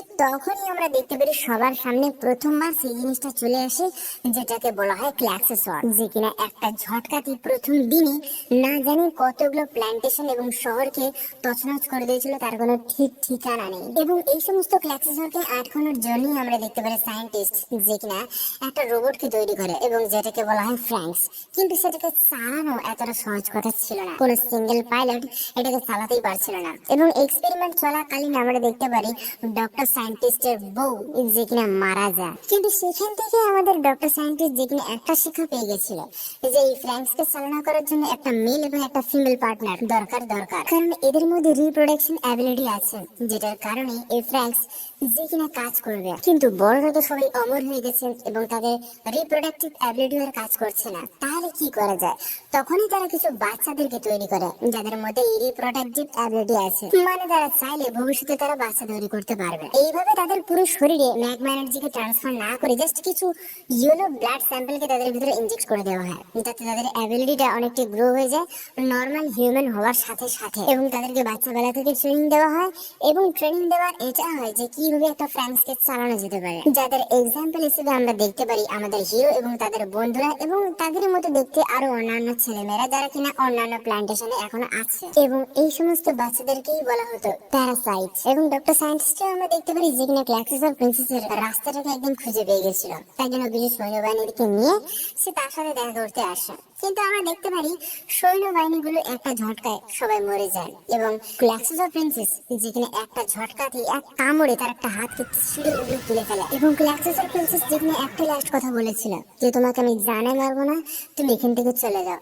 গোটা পৃথিবীর 12টার 13টা তোমরা অনেক আগেই বাজিয়ে দিয়েছ, এর থেকে বেশি ক্ষতি আমি আর তোমাদেরকে করতে দেবো না। কিন্তু এরই ফাঁকে আমরা দেখতে পারি ডক্টর সায়েন্টিস্ট যে কিনা ক্লাক্সিস অফ প্রিন্সেসের কিছু চুল ছিঁড়ে তার স্যাম্পল গুলোকে নিয়ে নিয়েছিল এবং তারই ডিএনএ থেকে তৈরি করে আমাদের জিরো-2কে। মানে জিরো-2 ছিল একটা ক্লোন যাকে বানানো হয়েছিল এই ক্লাক্সিস অফ প্রিন্সেসের ডিএনএ থেকে। এদিকে আমরা হিরোর বাকি সমস্ত বন্ধুদেরকে দেখতে পারি যারা কিনা মিৎসুরু আর কোকোনোকে নিয়ে অনেকটা চিন্তা ভাবনার মধ্যে পড়ে যায়। তখন হঠাৎ মাত্র আমরা দেখতে পারি কোকোনের অনেক বমি পেয়ে যায় এবং সে একটা জায়গায় গিয়ে বমি করে দেয়। আশা করছি বন্ধুরা তোমরা বুঝে গেছো ব্যাপারটা কি, মানে কোকোনে অলরেডি প্রেগন্যান্ট হয়ে গেছে। এর সাথে আমরা দেখতে পারি ক্লাক্সিসের একটা বিশাল বড় দল যারা কিনা আবার অ্যাটাক করা স্টার্ট করে দিয়েছিল। তখনই আমরা দেখতে পারি সমস্ত প্যারাসাইটরা যারা কিনা নিজেদের ফ্রাঙ্কসের ভিতরে ঢুকে ফাইট করতে চলে যায় এবং অনেকক্ষণ ধরে ফাইট টাইট করার পরে আমরা দেখতে পারি একটুখানি মামলাটা ঠান্ডা হয়েছে। ঠিক এমন টাইমে ক্লাক্সিস অফ প্রিন্সেস যে কিনা মেইন প্ল্যান্টেশনের উপরে একদম অ্যাটাক করে ফেলে এবং সেই জায়গাতে আমরা দেখতে পারি স্ট্রেটজার যে কিনা অনেক আগে থেকেই ছিল। কিন্তু কোনো একটা কারণের জন্য আমরা দেখতে পারি জিরো-2 এন্ড হিরো এরা দুজনে আর কমিউনিকেশন করতে পারছিল না, মানে তারা স্ট্রেটজারকে আর চালাতেই পারছিল না। ঠিক তখনই আমরা দেখতে পারি ক্লাক্সিস অফ প্রিন্সেস যে কিনা দরজাটাকে জবরদস্তি খুলে ফেলে এবং সেখান থেকে জিরো-2কে টেনে বার করে এবং দূরের দিকে ছুঁড়ে ফেলে রেখে দেয় এবং সে হিরোকে একদম পুরোপুরি নিজের কন্ট্রোলের মধ্যে করে ফেলে এবং তাকে নিয়ে সে স্ট্রেটজারকে ভালোভাবে কন্ট্রোল করতে পেরে যায়। এবং দেখতে দেখতে ওখানে একটা গেটকে ওপেন করে দেওয়া হয় যে গেটটা শুধুমাত্র ক্লাক্সিস অফ প্রিন্সেসই খুলতে পারবে এবং সেই গেটটাকে খুলে ওখান থেকে চলে যায় এবং গেটটাকে আবার পুরোপুরি সিল করে দেয়। এবার আমরা দেখতে পারি ডক্টর সায়েন্টিস্ট এবং ক্লাক্সিস অফ প্রিন্সেস যারা কিনা হিরো এবং অপারেটরকে একটা ঘটনা বলতে থাকে, একটা পুরনো ঘটনা যে ক্লাক্সিস হচ্ছে এমন একটা বায়োলজিক্যাল ওয়েপন যেটা কিনা বানিয়েছিল অনেক পুরনো আদিবাসীরা যাদেরকে বলা হতো ক্লাক্সোসেপিয়ান্স। এবং ফ্র্যাঙ্কস আর ক্লাক্সিসর এই দুটো একই জিনিস, মানে ফ্র্যাঙ্কসকে আমি যে বানিয়েছিলাম ক্লাক্সিসরের মডিফাই এবং ব্লুপ্রিন্টকে কপি করে আমি ফ্র্যাঙ্কসকে বানিয়েছিলাম। এবং এই সব কিছু কথা আমরা দেখতে পারি সমস্ত ছেলেমেয়েরা যারা কিনা কমিউনিকেটিং সিস্টেমের মাধ্যমে শুনতে পাচ্ছিল এবং তারা এই সমস্ত অবাক করা বিষয় এবং ঘটনাগুলোকে জানতে পেরে অনেকটাই পরিমাণে অবাক হয়ে যাচ্ছিল। ইতিমধ্যে আমরা দেখতে পারি ক্লাক্সিস অফ প্রিন্সেস যে কিনা ম্যাগমা এনার্জির মেন সোর্সটাকে ওখানে লক করে দেয়, মানে তার পারমিশন ছাড়া কেউ আর ম্যাগমা এনার্জিকে ইউজই করতে পারবে না। যেটা দেখে আমরা দেখতে পারি হায়ার অথরিটির কমান্ডিং অফিসার যাদের মধ্যে দুজন ছিল তারা অদ্ভুত রকমের কথাবার্তা বলছিল, যদি এই ম্যাগমা এনার্জিকে আমরা না পাই তাহলে কাউকেই দিতে দেবো না এবং এই ম্যাগমা এনার্জি সমেত এই প্ল্যানেটটাকে আমরা ধ্বংস করে দেবো। যেটা শুনে তো বাদ বাকি হায়ার কমান্ডিং অফিসাররা অনেকটাই পরিমাণে অবাক হয়ে যায়, আরে তোমরা সব কি সব কথাবার্তা বলছো, এই প্ল্যানেটটাকে ধ্বংস করে দেবে মানেটা কি? তখনই আমরা দেখতে পারি একটা বিশাল ভূমিকম্প হয় আর আমরা দেখতে পারি পৃথিবীর বাইরে স্পেস জায়গাটাতে অনেকগুলো স্পেসশিপ এসে হাজির হয়ে গেছিল যারা কিনা পৃথিবীর দিকে অনেকগুলো লেজার ক্যানন বিম অ্যাটাক করে করে পৃথিবীকে ধ্বংস করার জন্য ক্রমাগত অ্যাটাক করেই যাচ্ছিল। এবং সেগুলোকে আটকানোর জন্য আমরা দেখতে পারি অনেকগুলো ক্লাক্সিসর হাই ডিফেন্সিভ বায়োলজিক্যাল ওয়েপন গুলো বেরিয়ে আসে যেগুলো কিনা সেই সমস্ত স্পেসশিপের অ্যাটাক গুলোকে ডজ করে যাচ্ছিল এবং তাদের উপরে অ্যাটাক করে যাচ্ছিল। এবং সমস্ত বাচ্চারা একদম দেখে অবাক, ভাই এটা হচ্ছেটা কি? ক্লাক্সিসররা হঠাৎ মাত্র কোথা থেকে এলো আর আমাদের উপরে অ্যাটাক না করে ওই আকাশের দিকে কার সাথে যুদ্ধ করছে? ভাই তারা বুঝতেই পারছে না যুদ্ধটা কাদের মধ্যে হচ্ছে আর তারা ফ্যাল করে শুধু দাঁড়িয়ে দেখছে, কারণ কোনো ক্লাক্সিসর এখন বর্তমান তাদের উপরে অ্যাটাক করছেই না। ঠিক তখনই আমরা দেখতে পারি একটা বিশাল বড় ফ্র্যাঙ্কস যেটা কিনা মাটি থেকে বেরিয়ে আসে, যেটাকে বলা হয় স্ট্রেটজার অ্যাপস, যেটাকে বানিয়েছিল আমাদের ডক্টর সায়েন্টিস্ট এবং সেটাকে চালাতে শুধুমাত্র জিরো-2 আর হিরো এরা দুজনেই পারবে, এছাড়াও ক্লাক্সিসর প্রিন্সেস অবশ্য পারবে। এইভাবে আমরা দেখতে পারি স্পেসশিপে থাকা অনেকগুলো এলিয়েন এবং অনেকগুলো স্পেসশিপের লেজার ক্যানন যেগুলো কিনা ক্লাক্সিসরের সাথে একটা জবরদস্ত লেভেলে ক্ল্যাশ করে। এখন ক্লাক্সিসরকে আমরা দেখি বুঝতে পারছিলাম যারা কিনা প্রথম থেকেই পৃথিবীকে বাঁচানোর একটা করার চেষ্টা করে যাচ্ছিল, যেটা কিনা তারা এখনো করে চলেছে। এবং এই সমস্ত ঘটনা ক্লাক্সিসর প্রিন্সেস যে কিনা হিরোকে ভালো করে এক্সপ্লেন করতে থাকে এবং এই সমস্ত এলিয়েনরা যারা কিনা প্রত্যেকটা প্ল্যানেটে যায় এবং সেখান থেকে তাদের এনার্জি সোর্সগুলোকে চুষে গুছিয়ে নেয় এবং সেই সমস্ত প্ল্যানেট গুলোকে লাস্টে ধ্বংস করে দেয়। এবং এই সমস্ত এলিয়েন টেকনোলজি এবং স্পেসশিপকে বলা হয় ওয়ার্ম। আর এরাই হচ্ছে আসল পৃথিবীর শত্রু। আর ক্লাক্সোসর তো শুধুমাত্র এই পৃথিবীকে প্রোটেক্ট করার জন্যই তৈরি করা হয়েছিল। এটা বলি আমরা দেখতে পারি সিলেকশন এফ, যেখানে এমন একটা লেজার কার মারে যে আমরা দেখতে পারি যে স্পেসে থাকা অনেকগুলো স্পেসশিপ যেটা কিনা একটা ঝটকা ফেটে উড়ে চলে যায়। এবং পরে আমরা জানতে পারি এই হায়ার কমান্ডিং অফিসার যে কিনা উল্টো পাল্টা কথা বলছিল পৃথিবীকে ধ্বংস করে দেবে, এই ছিল ওয়ার্মের মেন লিডার, যে কিনা লোকি এতদিন ধরে পৃথিবীর সাথে ঘুলে মিলেছিল এবং এরকম একটা সংগঠন তৈরি করেছিল যাতে পৃথিবীর 12টা 13টা বাজিয়ে তাকে একদিন ধ্বংস করতে পারে সমস্ত ম্যাগমা এনার্জি গুলোকে চুষে নিয়ে। এখন যখন ব্যাপারটা একদম নেক জায়গায় পৌঁছে গেছে তখন সে তার আসল রূপটাকে দেখায় এবং তার আগেই সে স্ট্রেট যে অ্যাপস কে সে হ্যাক করে নেয়, যার ফলে আমরা দেখতে পারি ক্লাক্সোসর প্রিন্সেসও ঠিকঠাক মতো কাজ করতে পারছিল না। এবং তখনই আমরা দেখতে পারি বাদ বাকি হায়ার কমান্ডিং অফিসাররা যারা কিনা মানুষ ছিল, অমরত্ব মানুষ, তারা ওখানে মরে পড়ে যায়। এখন অনেক দেরি হয়ে গেছে, আমরা অনেকদিন আগে থেকে প্ল্যানটা করেছিলাম, তো এই পৃথিবীকে ধ্বংস করা থেকে কেউ আর বাঁচাতে পারবে না। এবং এই জিনিসটা যখন ডক্টর সায়েন্টিস্ট জানতে পারে তখন তারও মাথা ঘুরে যায়। এবং এইভাবে আমরা দেখতে পারি ধীরে ধীরে ক্লাক্সোসর প্রিন্সেসকে একদম বাজেয়াপ্ত করে ফেলা হয়। এর সাথে আমরা দেখতে পারি হায়ার কমান্ডিং অফিসার মানে সেই স্পেসশিপদের মেন লিডার যে কিনা এটাতেই থামে না, সে ওখানে থাকা সমস্ত হায়ার কমান্ডিং অফিসার এমনকি গোটা পৃথিবীতে থাকা বেঁচে থাকা সমস্ত অমরত্ব মানুষের ভেতর থেকে সমস্ত এনার্জি সোর্সের সমেত তাদের আত্মাগুলোকে টেনে বার করে তাদের স্পেসশিপে পাঠিয়ে দেওয়া হয়, যাতে আমরা দেখতে পারি পৃথিবীর সমস্ত মানুষেরা মরে সাদা। এবং যে সমস্ত লোকেদের কাছে ম্যাগমা এনার্জি নেই, মানে সমস্ত বাচ্চারা, তারাই এখন কোন রকম ভাবে জাস্ট বেঁচে ছিল। এবং আমাদের হিরো এবং ক্লাক্সোসর প্রিন্সেসের অবস্থাটা অনেকটা পরিমাণে খারাপ হয়ে যায়। এবং সেই মুহূর্তে হিরো জিজ্ঞেস করে যে এই ওয়ার্ম এরা কারা, এরা কোথা থেকে এসেছে? তখন ক্লাক্সোসর প্রিন্সেস এটা বলতে থাকে যে আজ থেকে অনেক কোটি কোটি বছর আগে যখন কিনা ক্লাক্সোসবাসীরা এই পৃথিবীতে এসেছিল এবং তাদের অ্যাডভান্স টেকনোলজি একদম চরম লেভেলে গিয়েছিল, যেটা কিনা মানুষের তুলনায় অনেকটাই বেশি ছিল। মানে তখন তো মানুষের সৃষ্টি হয়নি। ঠিক তখনই তাদের সামনে হঠাৎ মাত্র ওয়ার্ম একদিন এসে হাজির হয়ে যায়, যে কিনা এটা বলেছিল যে তোমরা আত্মসমর্পণ করে দাও, নিজেদের জীবন থেকে মুক্তি হয়ে যাও। সে চাইছিল আমরা যেন তারই মতো হয়ে যাই, যার কোনো শরীর নেই, শুধুই থাকবে আত্মা।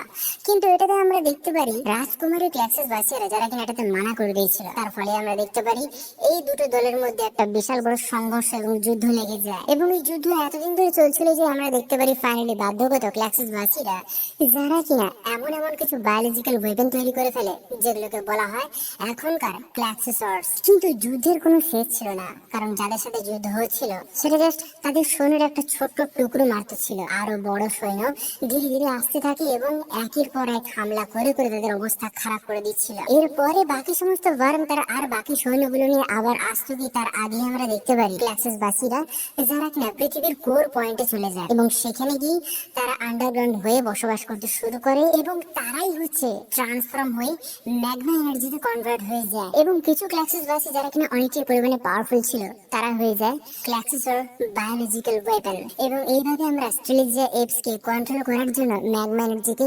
সংগঠন করছিলাম, যাতে তাকে একটা বিশাল বড় শক্তিশালী ওয়েপনে কনভার্ট করতে পারি এবং আমাদের শত্রু ওয়ার্মকে পুরোপুরি ভাবে তছনছ করে রেখে দিতে পারি, যাতে এরকম ভয়াবহ যুদ্ধ যেন আর কোনোদিন কোনো প্ল্যানেটে না হয়। তাহলে তুমি এখন কি বলতে চাইছো? তুমি কি এখন কিছু করতে পারবে না? তুমি কি এখন হার মেনে নিতে চাইছো? এদিকে আমরা দেখতে পারি হিরোর সমস্ত বন্ধুরা মানে প্যারাসাইটরা যারা কিনা এখনো হার মানেনি, তারাই হচ্ছে ওই বাইরে থেকে আসা সমস্ত এলিয়েনদের বিরুদ্ধে ক্রমাগত লড়াই করেই চলেছে। এবং জিরোডুকে আমরা দেখতে পারি যে কিনা এই সমস্ত ঘটনাগুলো এতক্ষণ ধরে ডক্টর সায়েন্টিস্টের কাছে থেকে সমস্ত ব্যাপারগুলো জানতে পারছিল এবং সে তখনই ডিসাইড করে সে যাই হোক না কেন তাতে তার কোনো ঘন্টা যায় আসে না। তার এখন একমাত্র উদ্দেশ্য ওটাই আছে যে সে এখন হিরোর কাছে যাবে, হিরোকে বাঁচাবে এবং তারই সাথে গোটা পৃথিবীকেও সে বাঁচাবে। ঠিক তখনই আমরা দেখতে পারি ওই জায়গায় হিরোর বাতিলের সমস্ত বন্ধুরা এসে হাজির হয়ে যায় এবং তারাই ডক্টর সায়েন্টিস্ট এবং জিরোডুকে নিয়ে চলে যায় হিরোর কাছে। এদিকে আমরা দেখতে পারি জিরোডু এবং ডক্টর সায়েন্টিস্ট তারা যখন গেটের সামনাসামনি আসে তখন ক্লাক্সোসর প্রিন্সেসের সাপটা যেখানে ওখানে চলে আসে এবং সে জিরোডুর মধ্যে তার ক্লাক্সোসর প্রিন্সেসের ডিএনএটাকে ভালোভাবে একদম ফিল করতে পারছিল। তাই জন্য সে জিরোডুকে তার একটা নতুন মালিক বলে মেনে নেয় এবং সে তাকে নিয়ে বাকি রাস্তাটা এগিয়ে যায় এবং অনেক রকম দিয়াল টিয়াল ফাটিয়ে আমরা দেখতে পারি শেষ পর্যন্ত আমাদের জিরোডু যে কিনা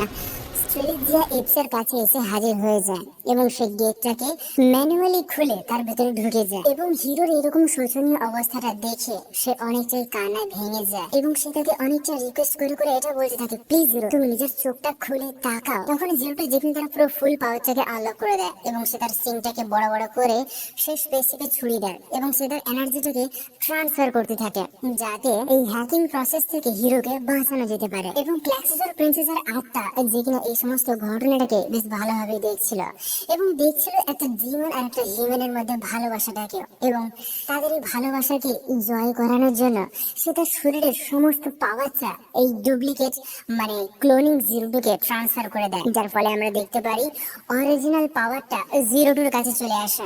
ফলে আমরা দেখতে পারি জিরোটু যে কিনা আগের তুলনায় আরো অনেকটা বেশি পাওয়ারফুল হয়ে গেছিল এবং এর সাথে হিরো আগের মতো ঠিক হয়ে গেছিল।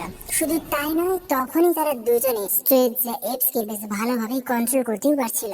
তারা জবরদস্ত অ্যাটাক গুলোকে মেরে মেরে না কেবল বাইরে থেকে আসা স্পেসশিপের অ্যাটাক গুলোকে ডজ করছিল, বরঞ্চ সেই সমস্ত অ্যাটাকের জবাবি হামলা কাউন্টার অ্যাটাক করে জবরদস্ত ভাবে দিচ্ছিল। ব্যাপার দেখে ওয়ার্ম যে কিনা এখানে যুদ্ধ করতে পারে না, সে তার বাদ বাকি সৈন্যকে নিয়ে ওখান থেকে পালিয়ে যেতে থাকে এবং এটা বলে যায় যে তারা একদিন না একদিন আবার এখানে আসবেই আসবে এবং তাদের সাথে থাকবে তাদের পুরো গোটা সৈন্যবাহিনী। এইভাবে আমরা দেখতে পারি যুদ্ধ শেষ হয়ে যায় এবং হিরো এবং তার বাকি সমস্ত বন্ধুরা যারা কিনা চাষবাস করে ফলানোর চেষ্টা করতে থাকেন এবং তারা এটাও দেখতে থাকে যে মাঝে মধ্যে ক্লাক্সিসর যে সমস্ত স্পেসশিপ গুলো আছে যারা কিনা মাটি ফাটিয়ে আকাশের দিকে বেরিয়ে যায় ওই সমস্ত স্পেসশিপদের বিরুদ্ধে ফাইট করার জন্য, যাতে পৃথিবীকে প্রোটেক্ট করা যায়। এদিকে আমরা দেখতে পাই হিরোর জীবনে নেমে আসে আরো একটা কালো অন্ধকার, মানে তার প্রেমিকা জিরোটু যে কিনা একটা জ্যান্ত লাশে পরিবর্তন হয়ে গেছিল। মানে সে জীবিত আছে, সে হাঁটাচলা করতে পারে, নিঃশ্বাস নিতে পারে, খেতে পারে, সবকিছু করতে পারে, কিন্তু এর পরেও যেন জিরোটু নিজের জ্ঞানের মধ্যে ছিল না। সে যেন একটা ছোট অবোধ বাচ্চা হয়ে গিয়েছিল এবং সেটা যে কেন, কি ব্যাপার, কি বৃত্তান্ত, সেটা আমাদের হিরো কোনো কিছুতেই বুঝে উঠতে পারছিল না। সেটা মনে করছে এই যুদ্ধের জন্য সাইড এফেক্টস এর কারণে হয়তো জিরোটু কোন রকমের জ্ঞানটাকে হারিয়ে ফেলেছে। কিছুদিনের পরেই হয়তো তার জ্ঞানটা হয়তো আবার ফিরে আসতে পারে, এই আশায় সে দিনের পর দিন তার জন্য ওয়েট করতেই থাকে। এর সাথে আমরা দেখতে পারি এই সমস্ত বাচ্চাদের অপারেটররা যারা কিনা বাইসাইকেল মারতে মারতে একটা সিক্রেট জায়গায় খুঁজে পায় এবং সেখানে গিয়ে কিছু বাচ্চাদেরকে দেখতে পায় যাদেরকে কিনা একটা চির ঘুমিয়ে রাখা হয়েছিল, যাদেরকে আবার জাগিয়ে তোলাও যায়। এবং এই বাচ্চাগুলো আর অন্য কেউ না, যে সমস্ত বাচ্চাগুলো এক্সপেরিমেন্টে ফেল হয়ে গেছিল, যারা কিনা ফ্র্যাঙ্কসকে চালনা করতে পারবে না, তাদেরকে এখানে ঘুম পাড়িয়ে রাখা হয়েছিল। এবং হিরো মাঝে মধ্যে এই জিনিসটা দেখে খুবই অবাক হয়ে যায় যে কারণে অকারণে জিরোটুর গায়ে অটোমেটিক্যালি অনেকগুলো কাটার জায়গা বেরিয়ে আসে এবং কি করে যে অটোমেটিক্যালি কাটার জায়গাগুলো যে আসছিল সেটা সে তখন বুঝতে পারলো যখন এদের দুটো শিং একে অপরের সাথে লাগে এবং সে ওই একই ঝলকের মধ্যে দেখতে পেয়ে গেছিল যে স্ট্রেলিজিয়া এপস যেটা কিনা স্পেসশিপে ওয়ার্মের বিরুদ্ধে লড়াই করার জন্য স্পেসে বেরিয়ে গেছিল, তার ভেতরেই ঢুকে আছে আমাদের জিরোটুর আত্মাটা, যার ফলে ওই যুদ্ধের জন্য স্ট্রেলিজিয়া এপস এর ভিতরে যতগুলো ড্যামেজ লাগছিল সেই ড্যামেজগুলো এই পৃথিবীতে থাকা এই জিরোটুর বডিতেও লাগছিল।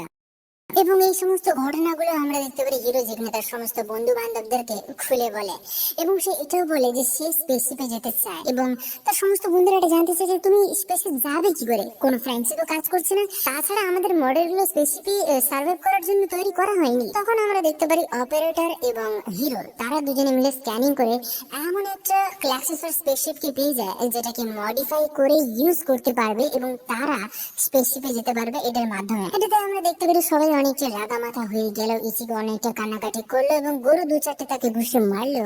তবু আমরা দেখতে পারি হিরো যে কিনা এই কাজটা করতে পিছপা হয় না এবং কয়েকদিন পরেই আমরা দেখতে পারি সমস্ত মডিফিকেশন কমপ্লিট হওয়ার পরে হিরো যখন স্পেসশিপে যাওয়ার জন্য রেডি হচ্ছিল, ঠিক তখনই আমরা দেখতে পারি তার বাকি সমস্ত বন্ধুরা তার সাথে এই যুদ্ধে যাওয়ার জন্য রেডি হয়ে যায়, যেটা দেখে হিরো একদম অবাক হয়ে যায়, কিন্তু সে অনেকটা কান্নাতে ভেসে যায় যে এতটা শোচনীয় অবস্থাতেও তার বন্ধুরা তাকে হেল্প করতে পিছপা হচ্ছে না। এবং এর সাথে আমরা দেখতে পারি অন্য প্ল্যান্টেশনের প্যারাসাইটগুলো এখানে হাজির হয়ে গেছিল, যাদেরকে তৈরি করা হয়েছিল জিরোটুর ডিএনএ থেকে।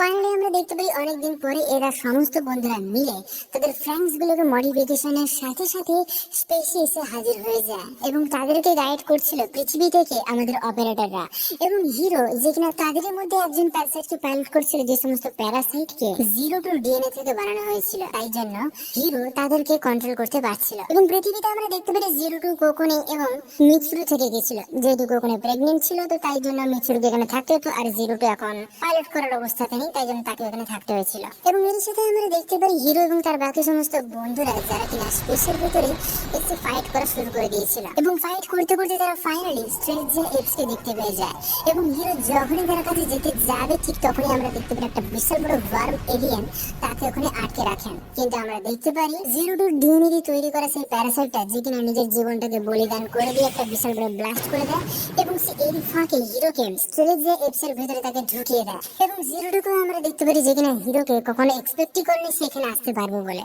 এবং তারা দুজন যখন আবার একে অপরের সাথে মিলে যায় তারা অনেকটাই আনন্দিত এবং প্রেমের মধ্যে পড়ে যায় এবং তারা দুজনে মিলে তৈরি করে ফেলে একটা জবরদস্ত লেভেলের পাওয়ারফুল ট্রান্সফরমেশন, যেটা কিনা পৃথিবীতে আজ পর্যন্ত এত শক্তিশালী কোনো ফ্র্যাঙ্কসই দেখা যায়নি। যেটা দেখে আমরা দেখতে পাই হিরোর সমস্ত বন্ধুরা অনেকটাই পরিমাণে অবাক হয়ে যায় এবং এর সাথে তারা এটার জন্য অনেকটাই আনন্দও পাচ্ছিল। এবং এরকম ফাইট করতে করতে আমরা দেখতে পারি ওখানকার সমস্ত ওয়ার্ম সৈন্যবাহিনীগুলো মরে গেলে তখনই একটা টেলিপোর্ট গেট ওপেন হয়ে যায় এবং তখনই হিরো এবং 0-2 যারা কিনা তাদের বন্ধুদেরকে এটা বলতে থাকেন যে তারা এই সোলার সিস্টেমটাকে ছেড়ে ওয়ার্মের সোলার সিস্টেমে এন্ট্রি করবে, যাতে সেখানকার সমস্ত সৈন্যদেরকে মেরে এই যুদ্ধটাকে সারা জীবনের মতো শেষ করতে পারে। এটার জন্য আমরা দেখতে পারি তার বাদবাকি সমস্ত বন্ধুরা যারা কিনা অনেকটা বাধা বিপত্তি এবং কান্নাকাটি করতে চাইলেও তারা জানতো যে 0-2 আর হিরো যখন এই কথাটাকে একবার মেনে নিয়েছে তখন তারা এটা করেই ছাড়বে। তাই জন্য এরা শুধু তাদেরকে এটাই বলে যে তারা যেন আবার যেন ফিরে আসে এদের কাছে। এবং আমরা দেখতে পারি হিরো আর 0-2 যারা কিনা এদেরকে বিদায় জানিয়ে তারা ঢুকে যায় ওয়ার্মের সোলার সিস্টেমের ভিতরে। এইভাবে আমরা দেখতে পারি কত বছর না জানি কেটে গেছিল, কিন্তু হিরোর আর যেন ঘুমই পাচ্ছিল না। ঘুম কাকে বলে সে যেন ভুলেই গেছে, কারণ স্ট্রেলের যে এপসের ভিতরে সে এমন ভাবে তালমিল বসিয়ে দিয়েছিল ঘুম জিনিসটাই তার শরীর থেকে আলাদা হয়ে গেছিল।